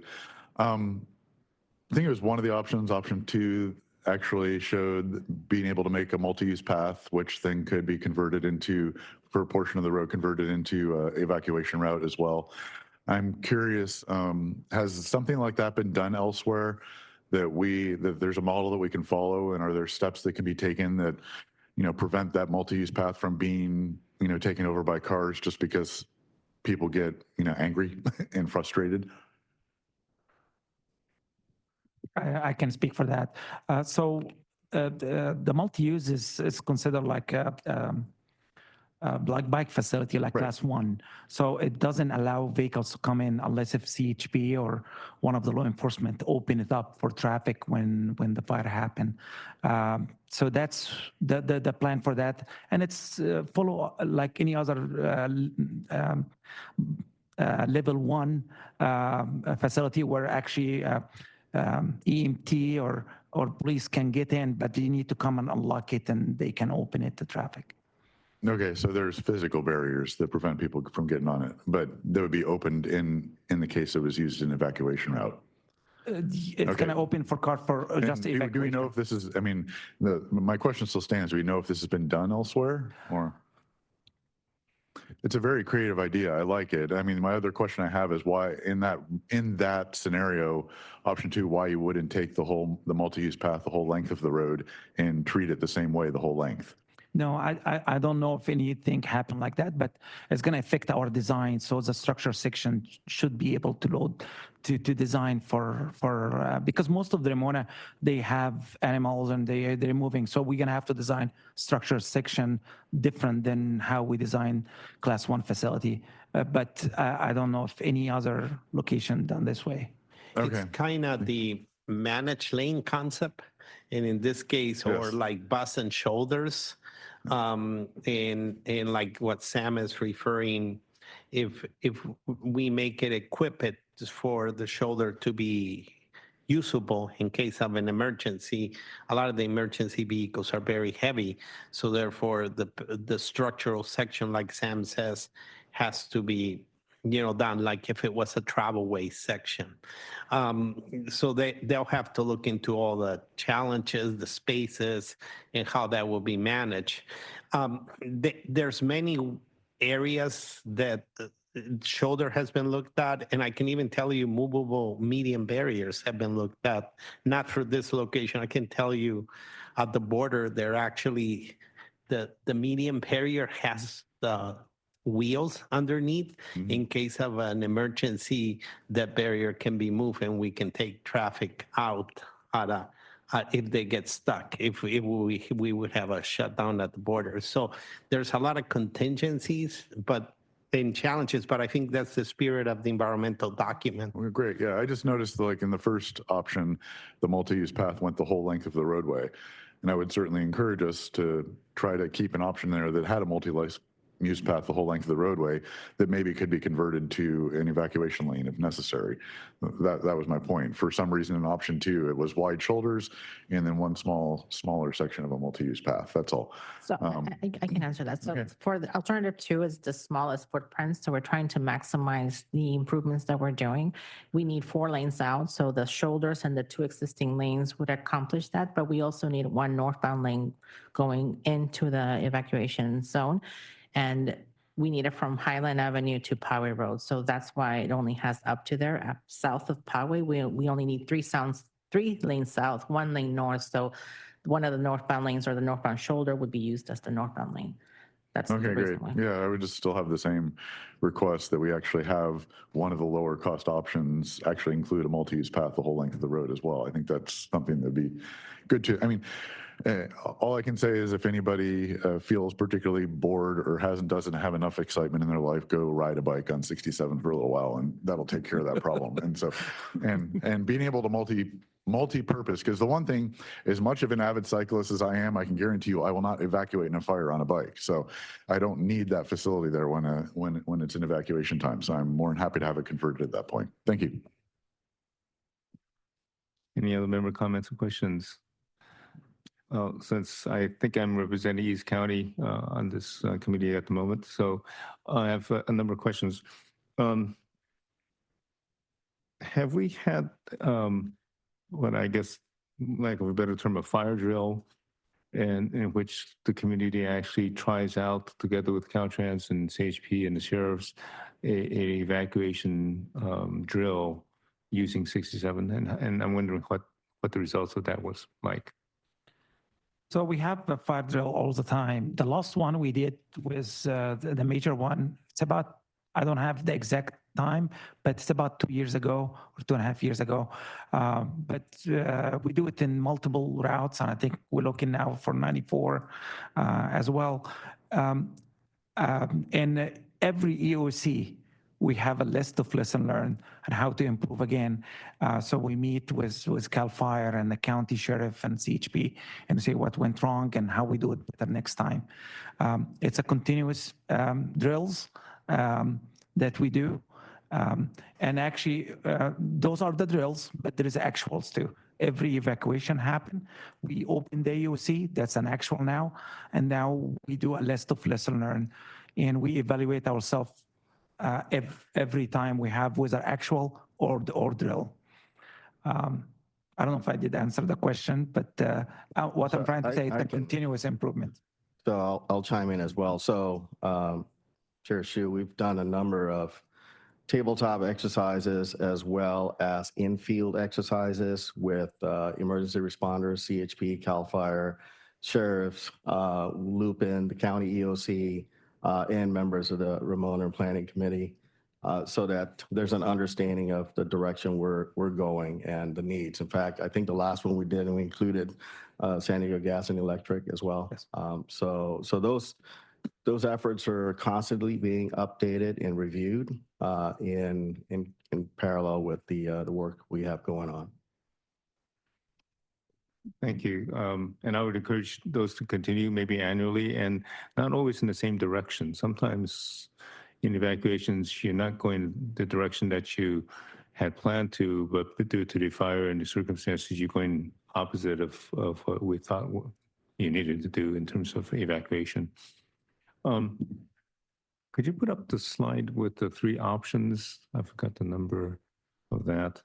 You know, when it comes to safety and community safety, we try to prioritize that as, you know, this is something we definitely need to do. And Highway 67 has always been a highway that we've put in a fair amount of funding because of safety concerns. And I'm obviously a proponent for safety and want to do that.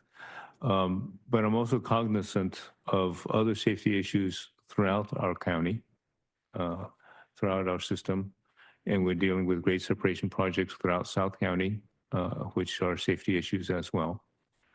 So when I see this chart as a T, you know, what are the different costs and what are our options and what's our ability to do it quickly? And it seems like option 2, not just for the issue of saving money, but maybe something that can be implemented faster. Would you say it's, of the 3 options, what would go quicker? Unfortunately, we won't be able to say that until the environmental document is complete. That's part of the purpose, is to ensure that we've done our due diligence to check each of the options to determine the preferred alternative. So there potentially could be one that's quicker, but we would be remiss to start selecting alternatives before we've done the full evaluations. So. And I mentioned that because, you know, we're facing fire danger increasingly now.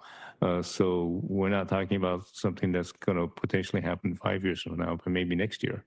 So I'm always worried about doing a lot of planning, yet not having something that's going to be effective for what we need when it occurs in the near term rather than in the distant future. And fortunately, though this is kind of the larger project, there are smaller projects that are currently in the works to address evacuation needs that will be delivered prior to this being completed.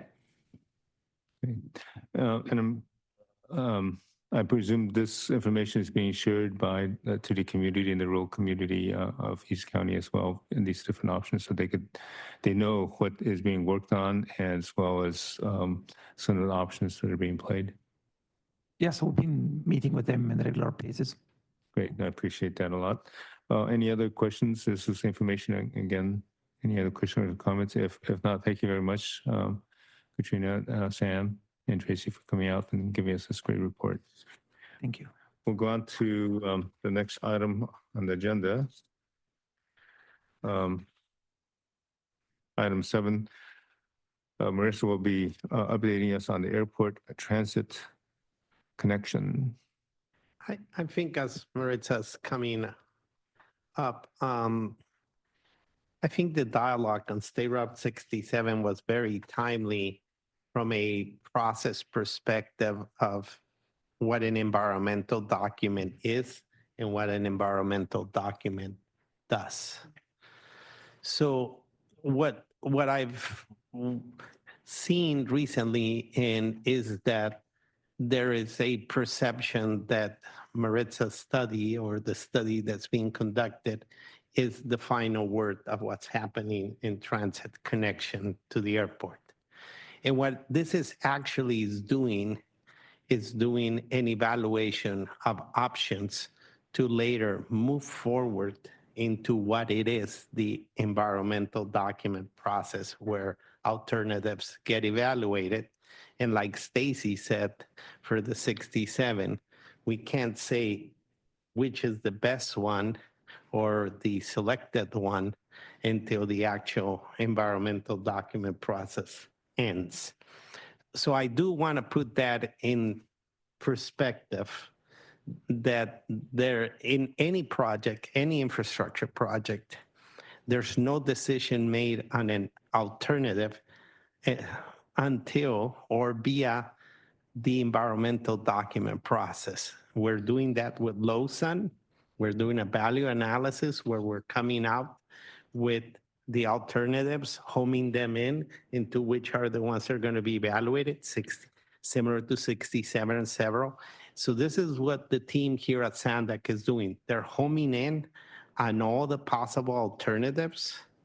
If there was a perception of something being the most preferred in the past, I can't say how that perception was created, but I do know what the process and the law says, and that you go and follow NEPA and CEQA, and that's how you come in with the preferred alternative for a project. So today, Maritza is presenting her work together with all her team and planning of how they're homing into the different alternatives to come back to the board of directors, present them, and then initiate the environmental document process with several alternatives. So I wanted to put that kind of set it up, that this is not what will be done. This is part of that alternative selection process. Great, thanks a lot, Mario. Appreciate the context. Good morning, everyone. Thanks for having me this morning. I'm Marissa Mangan, a mobility planner at SANDAG, serving as the current project manager for the Airport Transit Connection Project, what we fondly refer to around here as ATC. So you'll hear me use that acronym quite a lot during the presentation, mostly for my sanity. I'll share some additional brief project context while relaying our planning progress to date and what's in store for next year. Earlier this year, SANDAG staff had provided an update to the SANDAG board to announce the project was in fact moving over to the regional planning department and that it would be evaluated as a standalone project that's no longer dependent on a central mobility hub. Additional analysis is taking into consideration post-pandemic travel data and the need to make refinements to some of the ATC concepts developed to date. And those were important reasons to bring it over to planning before we proceed with environmental clearance of a preferred concept. Some might say we're truly blessed to have a high-quality airport right near our urban core and close to a lot of our unique amenities. And it's a fun yet challenging project to try to finish connecting the airport to our transit network. With the Central Mobility Hub no longer a current core consideration, our priority is connecting the airport to our existing regional transit network. So existing heavily used transit centers like Old Town Transit Center and Santa Fe Depot are potential key connection points for the ATC.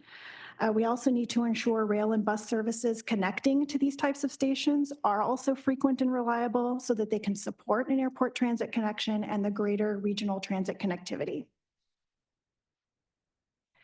We have three key modes that have been under consideration this entire time for the ATC, for our airport transit connection.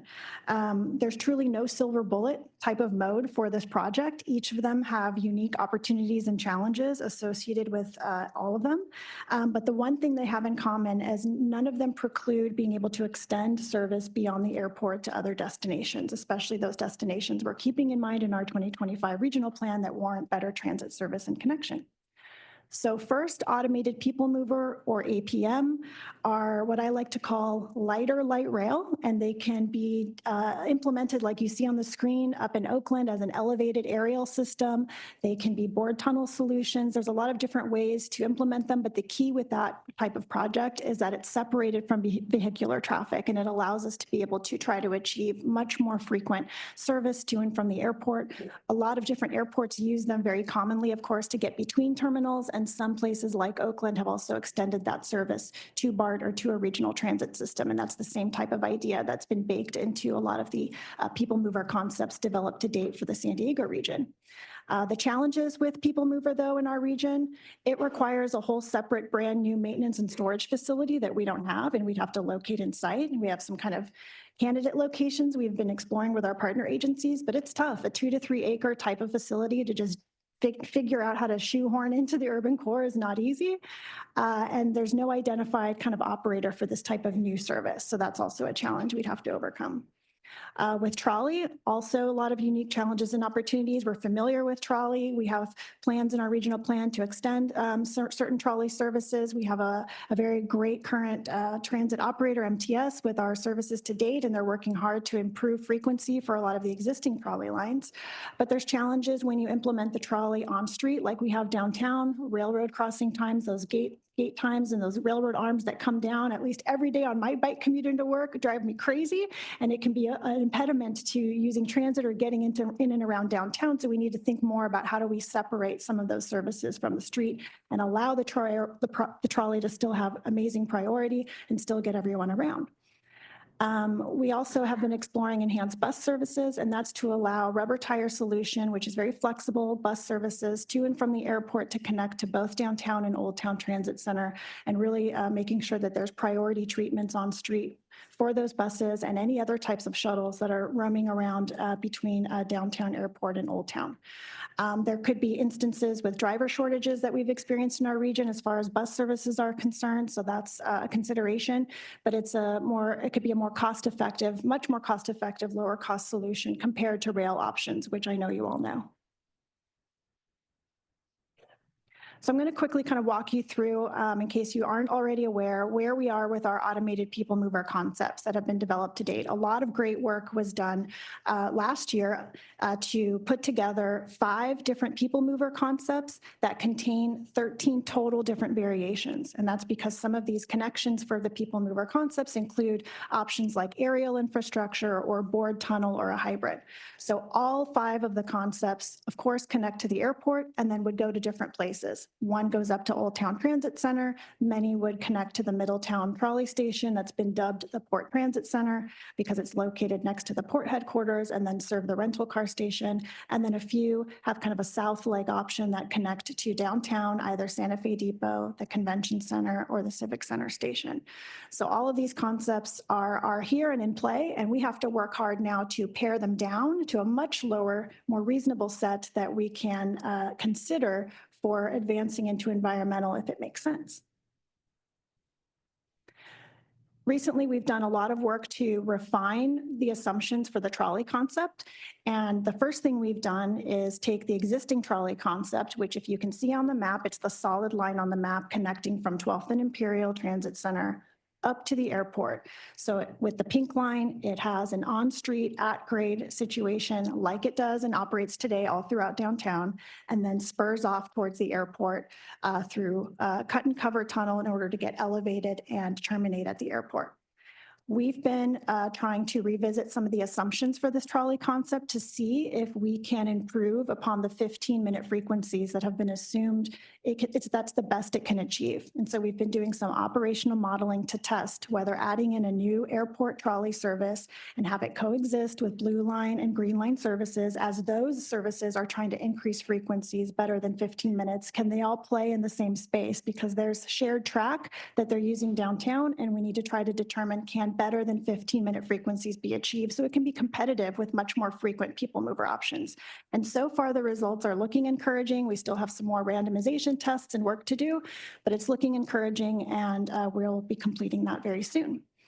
On the same topic of trolley, we've formally added a new concept variation to the trolley concept called 6B. The only difference between the existing trolley concept and the new one is that we're proposing an extension of a downtown trench. It exists today. The trolley uses it to be under the road and away from traffic, and we're proposing that we extend that trench south by a few blocks to maximize that benefit of separating trolley from on-street traffic. And then the proposed trolley concept, in addition to existing trolley lines, could all benefit from that new infrastructure.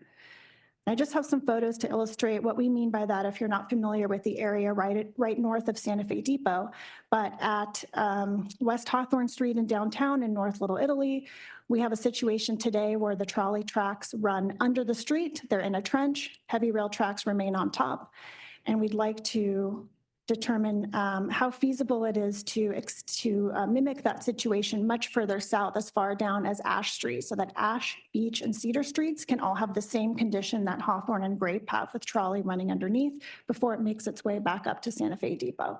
So that's what we're exploring at the moment in order to add that new trolley concept variation while we're carrying out some data collection and surveying that I'll talk about momentarily.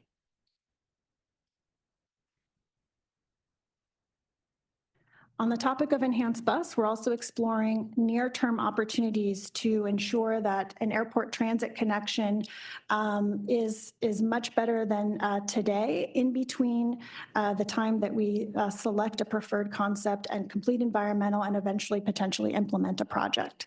So our routes 992 and the San Diego Flyer Shuttle that connect people from our transit hubs to the airport, I like to refer to them as ATC today.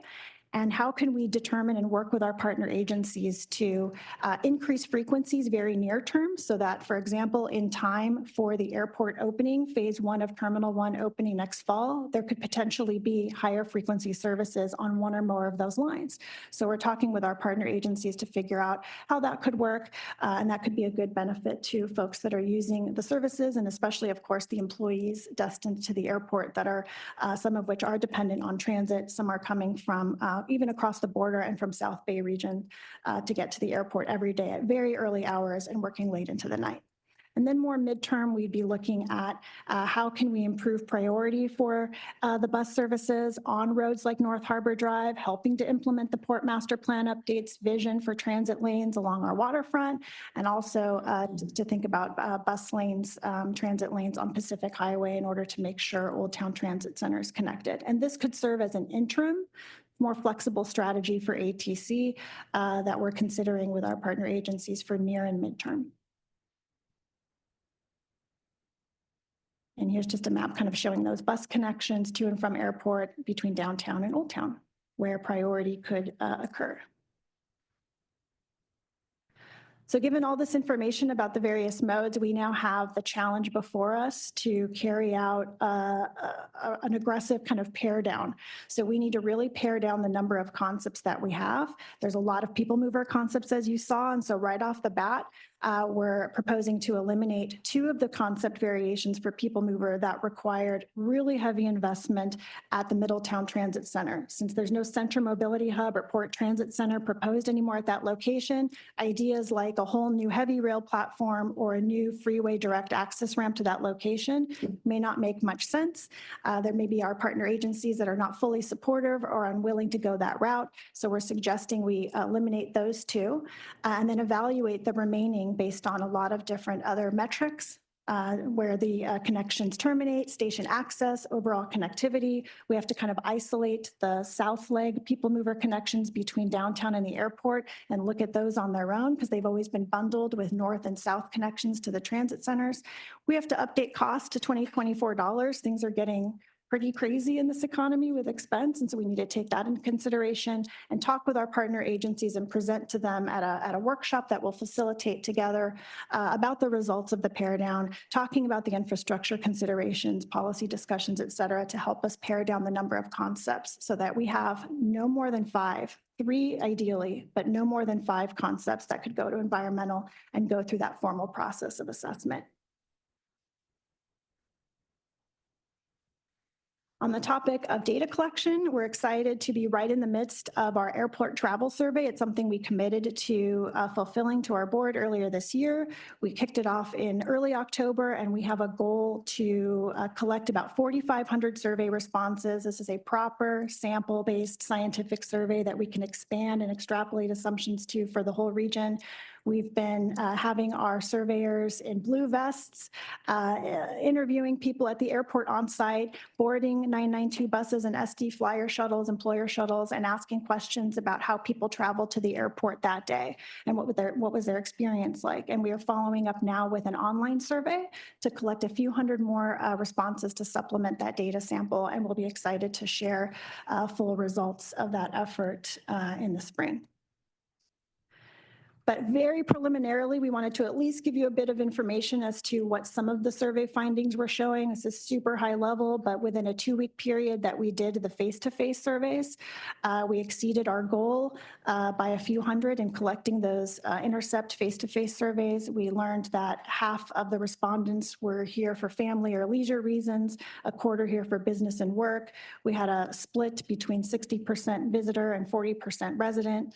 And we learned that so far, 3/4 of the respondents were driving or getting dropped off by a rideshare company. So nothing earth-shattering yet, but we have to finish collecting all of the data, and we'll dive in and summarize and provide a summary in the report. And this survey is going to be key to updating our transportation models so that we can make sure we have updated post-pandemic data included in all of our transportation modeling moving forward, and of course, help inform our pare-down process and the discussions we'll have to hone in on a preferred concept.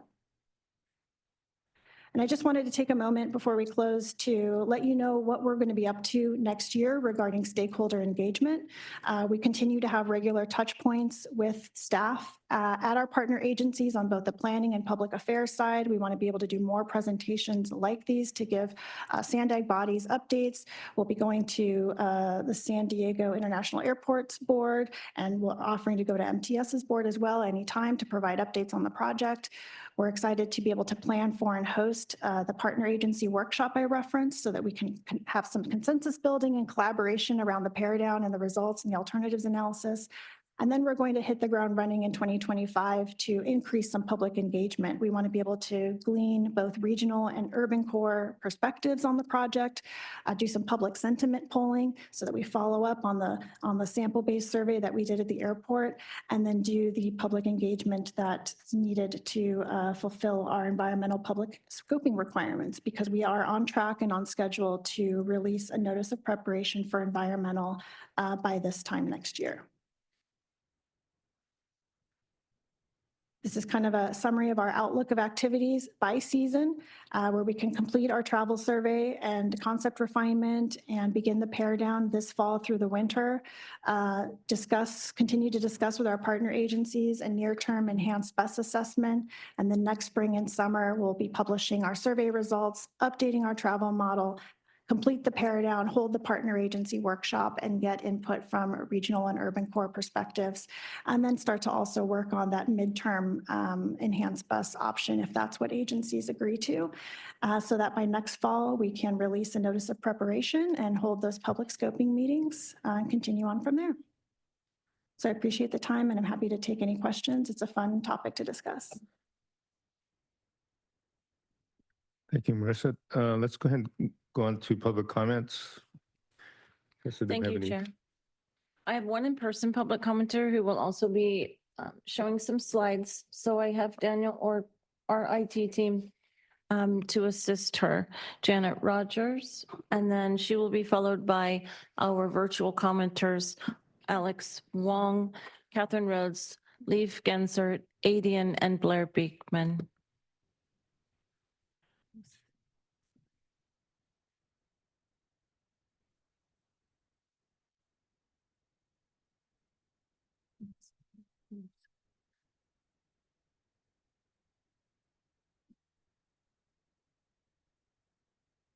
Should be it. Do I need these off? Yeah, those are good. Okay, all right, thank you.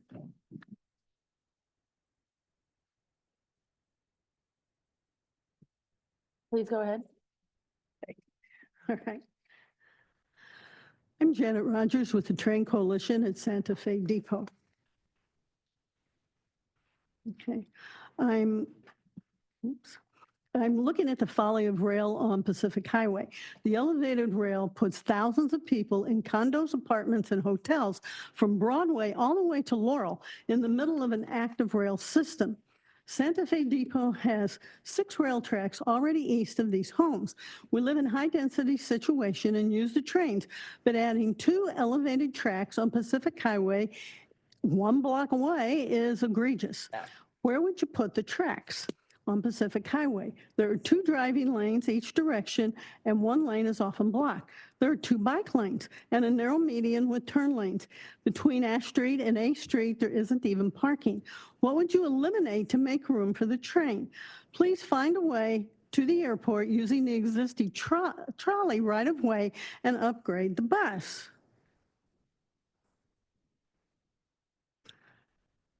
We already have Santa Fe Depot and the trains east of us. Every day, night, there are trolleys, Amtrak's, coaster, and freight trains. Why are we even considering an elevated people mover west of us that has a huge number of problems? The rail is 1 building apart, and we are in the middle. What would you put rail on both your front yard and backyard? Of course not. Don't keep threatening to do that to us. Don't tell us to just keep getting used to living by the APM like a commissioner did in February. Please understand the full situation before making comments. Support a way to the airport using the existing trolley right-of-way or upgrade the bus. Thank you. Our next commenter, Alex Wong, please go ahead.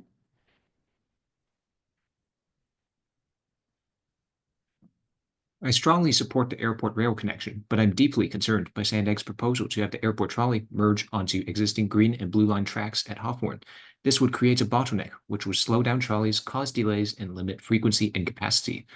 Airport trolley will merge onto existing blue and green line tracks at a 90-degree angle. This is a very sharp turn. Airport trolleys would have to go through this junction very slowly, and while airport trolleys are turning through this junction, they'll block the junction, forcing green and blue line trolleys to slow down and stop for the airport trolley. This is a recipe for delays.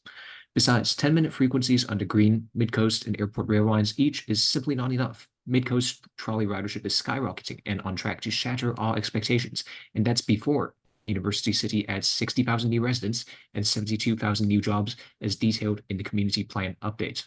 Mission Valley and Grantsville will add 70,000 new residents along the Green Line, so 10-minute frequencies on the Green Line will also be woefully inadequate.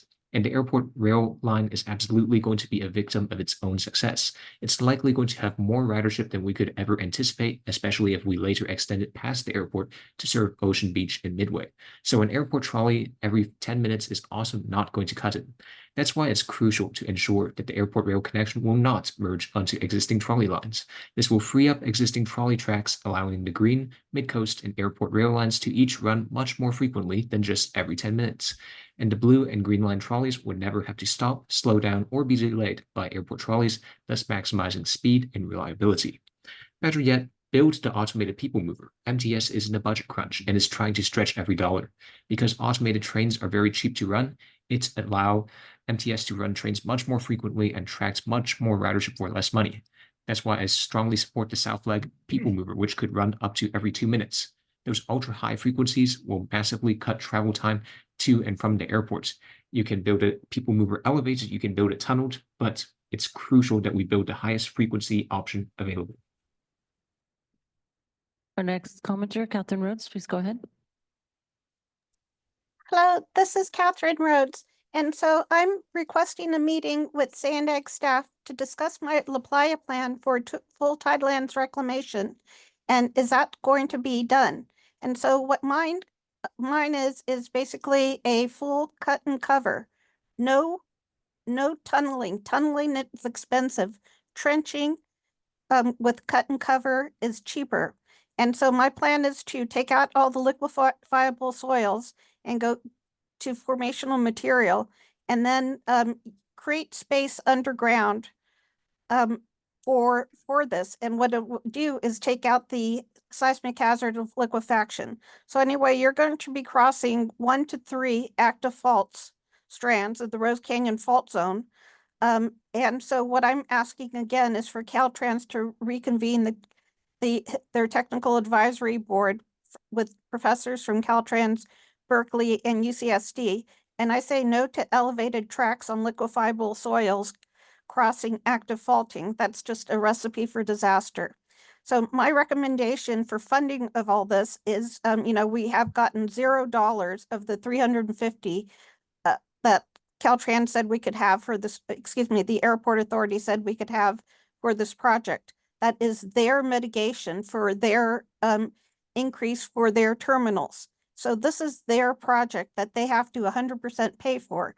And so the solution is to add Caltrans to the memorandum of understanding between SANDAG, the airport authority, MTS, Port of San Diego, and City of San Diego, and then amend and change the MOU to allow SANDAG or Caltrans to discuss funding with the LA airport district officer, because right now you're being suckered by the airport authority that has been hoarding all these funds. And so there's no need for bored tunnel. Please just look at the cut and cover. And I want to see if I could actually get a meeting for this. And so if you get... Your time expired. Our next commenter, Leif Gensert, please go ahead. Hello there, my name is Leif Gensert. I'm a member of RIDE-SD and I'm in strong support for the automatic people mover. We need to keep the frequencies on the blue and the green line high, especially with further development in Mission Valley and with games in Snapdragon Stadium. The current frequency is just enough. We need to increase it, and any additional trolley line on the existing tracks would potentially compromise that, while also keeping the frequency to the airport in a too low area. To answer some of the previous speakers, first of all, thank you for Alex Hong, who is supporting this initiative as well. And to anyone saying, why do we need more rail? Well, we need more rail because we need to have higher frequency on all of it. We need to have higher frequency in the blue line, on the green line, and on a new airport connection. So that's why we need additional rail services. Okay, thank you. That's it. Our next commenter, ADM, please go ahead.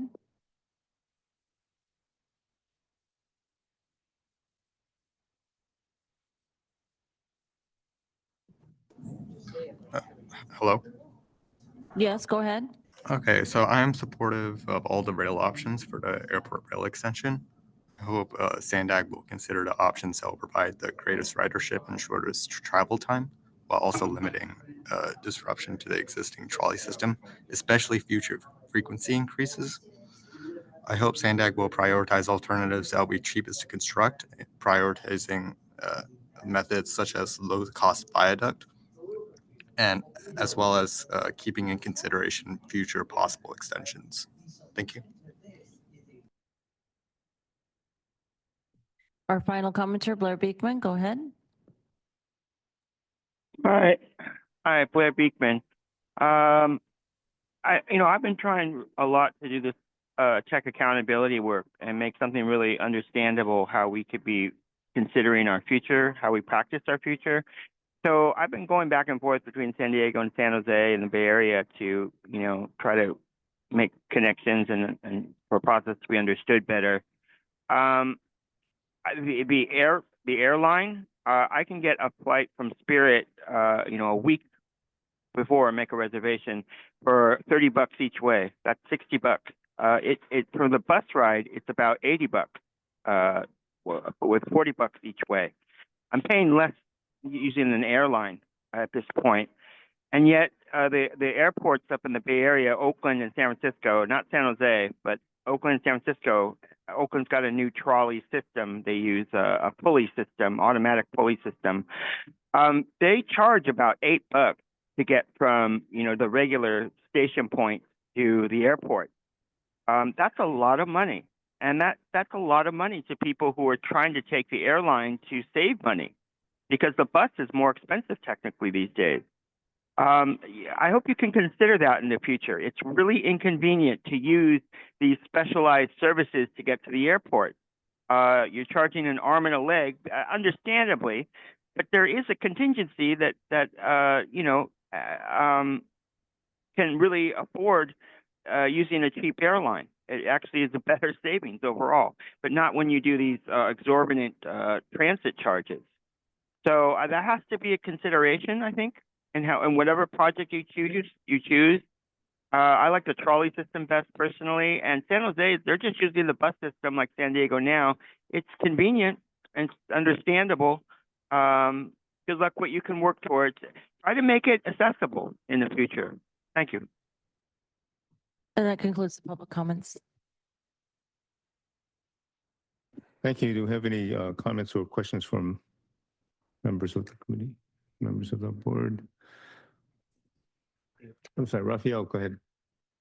Yeah, I just want to thank SANDAG staff and airport staff for your close collaboration. Obviously, the footprint of this project is a very complex area, but it's also, has the potential to be a once-in-a-generation type project. So it's really important that we get it right, and to benefit not just the people who travel to the airport for leisure and business, but also all the workers who get to the airport every single day to keep everything running. So I just look forward to seeing the progress, and that's my comment. Sharon, please. Yes, thank you. Yeah, I would just like to applaud SANDAG's efforts to kind of streamline the whole process on this. This has obviously been in the works for quite some time. And also the consideration of near-term alternatives, because I think with the terminal opening up, we really want to see something that's going to contribute to the success of that facility. But thank you for looking at those things. And I think Sharon didn't mention, but MTS is looking into a downtown to border express service.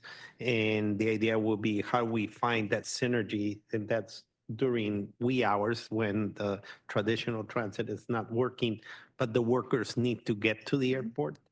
How we can connect the 992 service and make it a synergy there. So we have been having meetings, even last evening we had meetings, airport, the MTS on this subject. So we are looking into how we're going to make this work while this longer term project is proceeding. Supervisor Commissioner.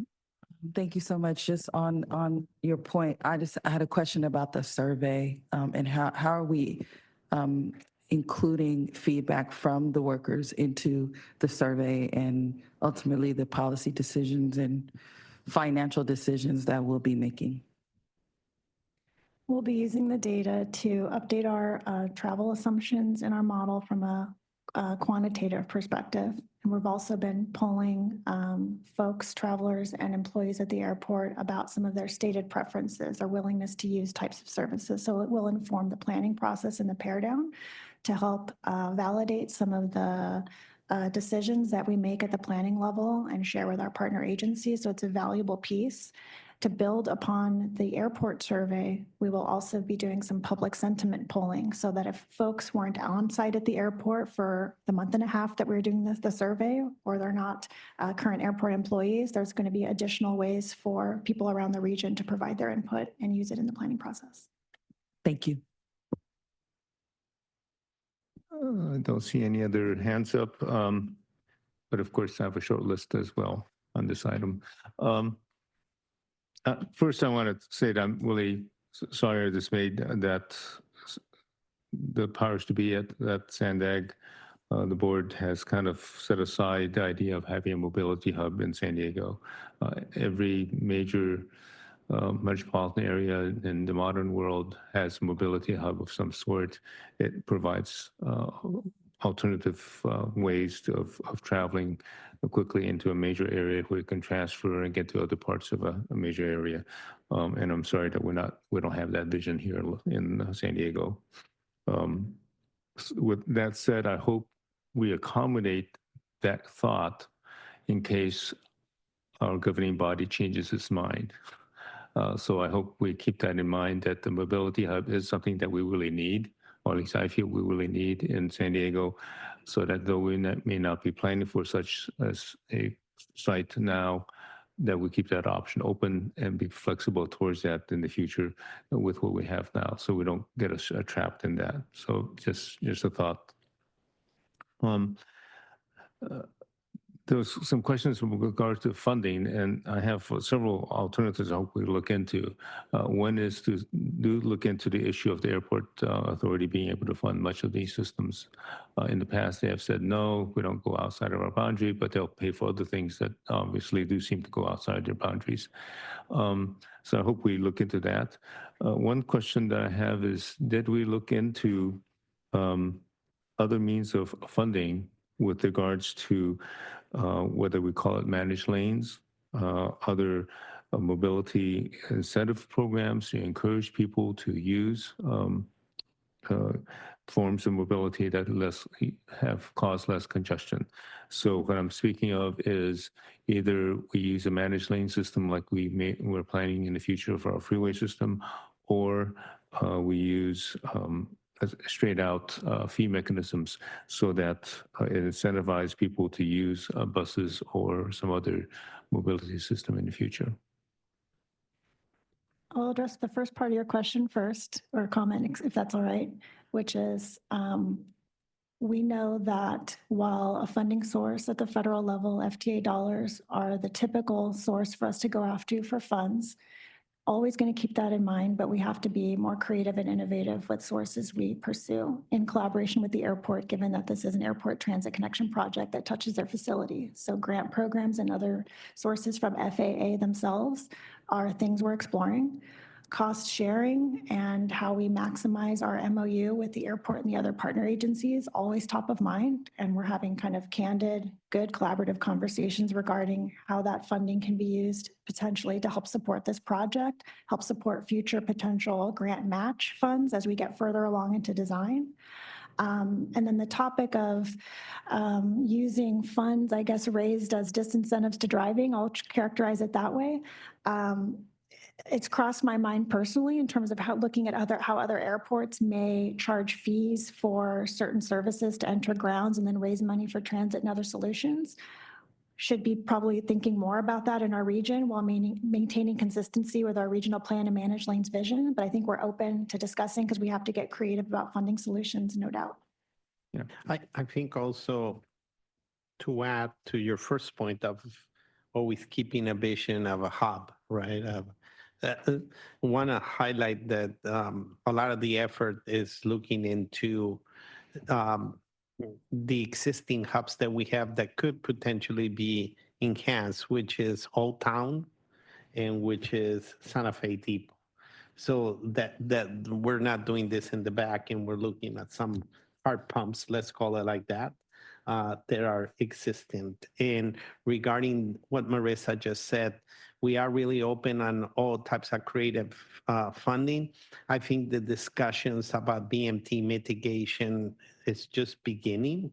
And I think the board will have a lot of opportunities to have those discussions probably the following year on what could be the realm of the mitigations based on how we're pursuing in the RTP the managed lane system. So it's to be discussed, but I think it's on the table when we bring up BMT mitigation in the managed lane subjects. Yeah, just as a side comment, Mara, you weren't here when the board made a motion to forbid SANDAG staff from using VMT strategies going forward. However, that doesn't preclude elected officials from talking about VMT strategies, particularly ones that are going out real soon. So with that, I think that is something that we have to keep on the table, and I think the public will feel differently about VMT as a way to fund our transportation systems when the state implements VMT systems in the near future. So I think that'll become a very, the people will understand that it is actually more equitable and fair to have a means-based VMT road use charge. But in any case, that's a different conversation and that I'll be making from the other side of the room sometime in the future. I had some other thoughts with regards to how we can look at your modeling of using a people mover versus extension of the trolley system.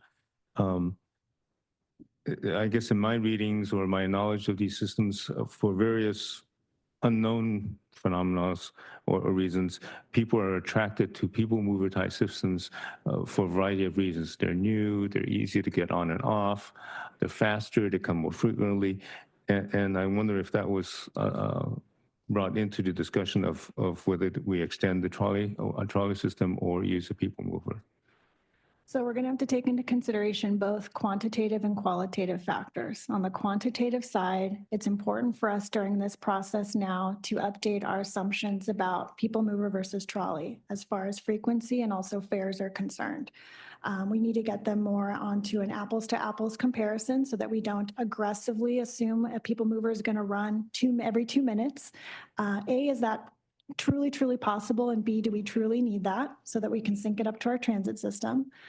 And then, of course, as I was mentioning with the trolley concept, finding out if we can improve better, do better than 15-minute headways for that concept so that they can be compared apples to apples and we can see what the results show. Then on more of the qualitative side, things like comfort, preferences, amenities, those elements can be accounted for in some of the public outreach we do next year to figure out what people want from each of what they like and prefer.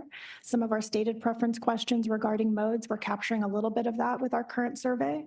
But even with the qualitative side, there's going to be pros and cons to the modes. I think about people mover all the time, and unlike the trolley, little to no seats. I know it can be a short ride, but you're carrying a bunch of stuff, kids and things. Every mode has its perks and disadvantages, and we can bring that into the story and help really get people to understand what does a typical people mover look and feel like, how would the trolley feel like in getting to the airport, and then of course the rubber tire options too, and making it, top notch no matter what the mode. Thank you. And nothing against the trolley systems here. I used the trolley this morning to get here. I'm going to take it on the way home. But I've also been on people mover type systems or modern light rail systems throughout in other parts of the world. And they're quite attractive in terms of use and mode. And I almost feel like to do a proper survey, we could take a random group of 50 San Diegans and take them to other places in the world and let them try out different systems and bring them back and tell us what they like. Because if they only see San Diego and we only talk about the trolley, I don't think we're getting a fair assessment of what the public really likes. We really need to take people to other places to see other systems and then start moving towards that kind of a vision for our region. Mario, I've always been wanting to ask this question. Do we really know whether or not the airport authority is pulling our leg and not being upfront in terms of being able to fund much of these systems that serve the airport? The airport has been very cooperative in working with us, and it's really on board on trying to get to the ultimate solution based on our meetings we have had. It's been a very collaborative process. But in terms of questioning, are they limited in terms of expending their funds as they have expressed in the past, or is it more funds available to go beyond their boundaries and fund much of the people mover, for example, 100%? I don't have an answer for that right now. Thank you. Any other comments or points from our members? So before I close this last meeting of the Transportation Committee for this year, I also want to express thanks for Everett Townsend for being here for SANDAG.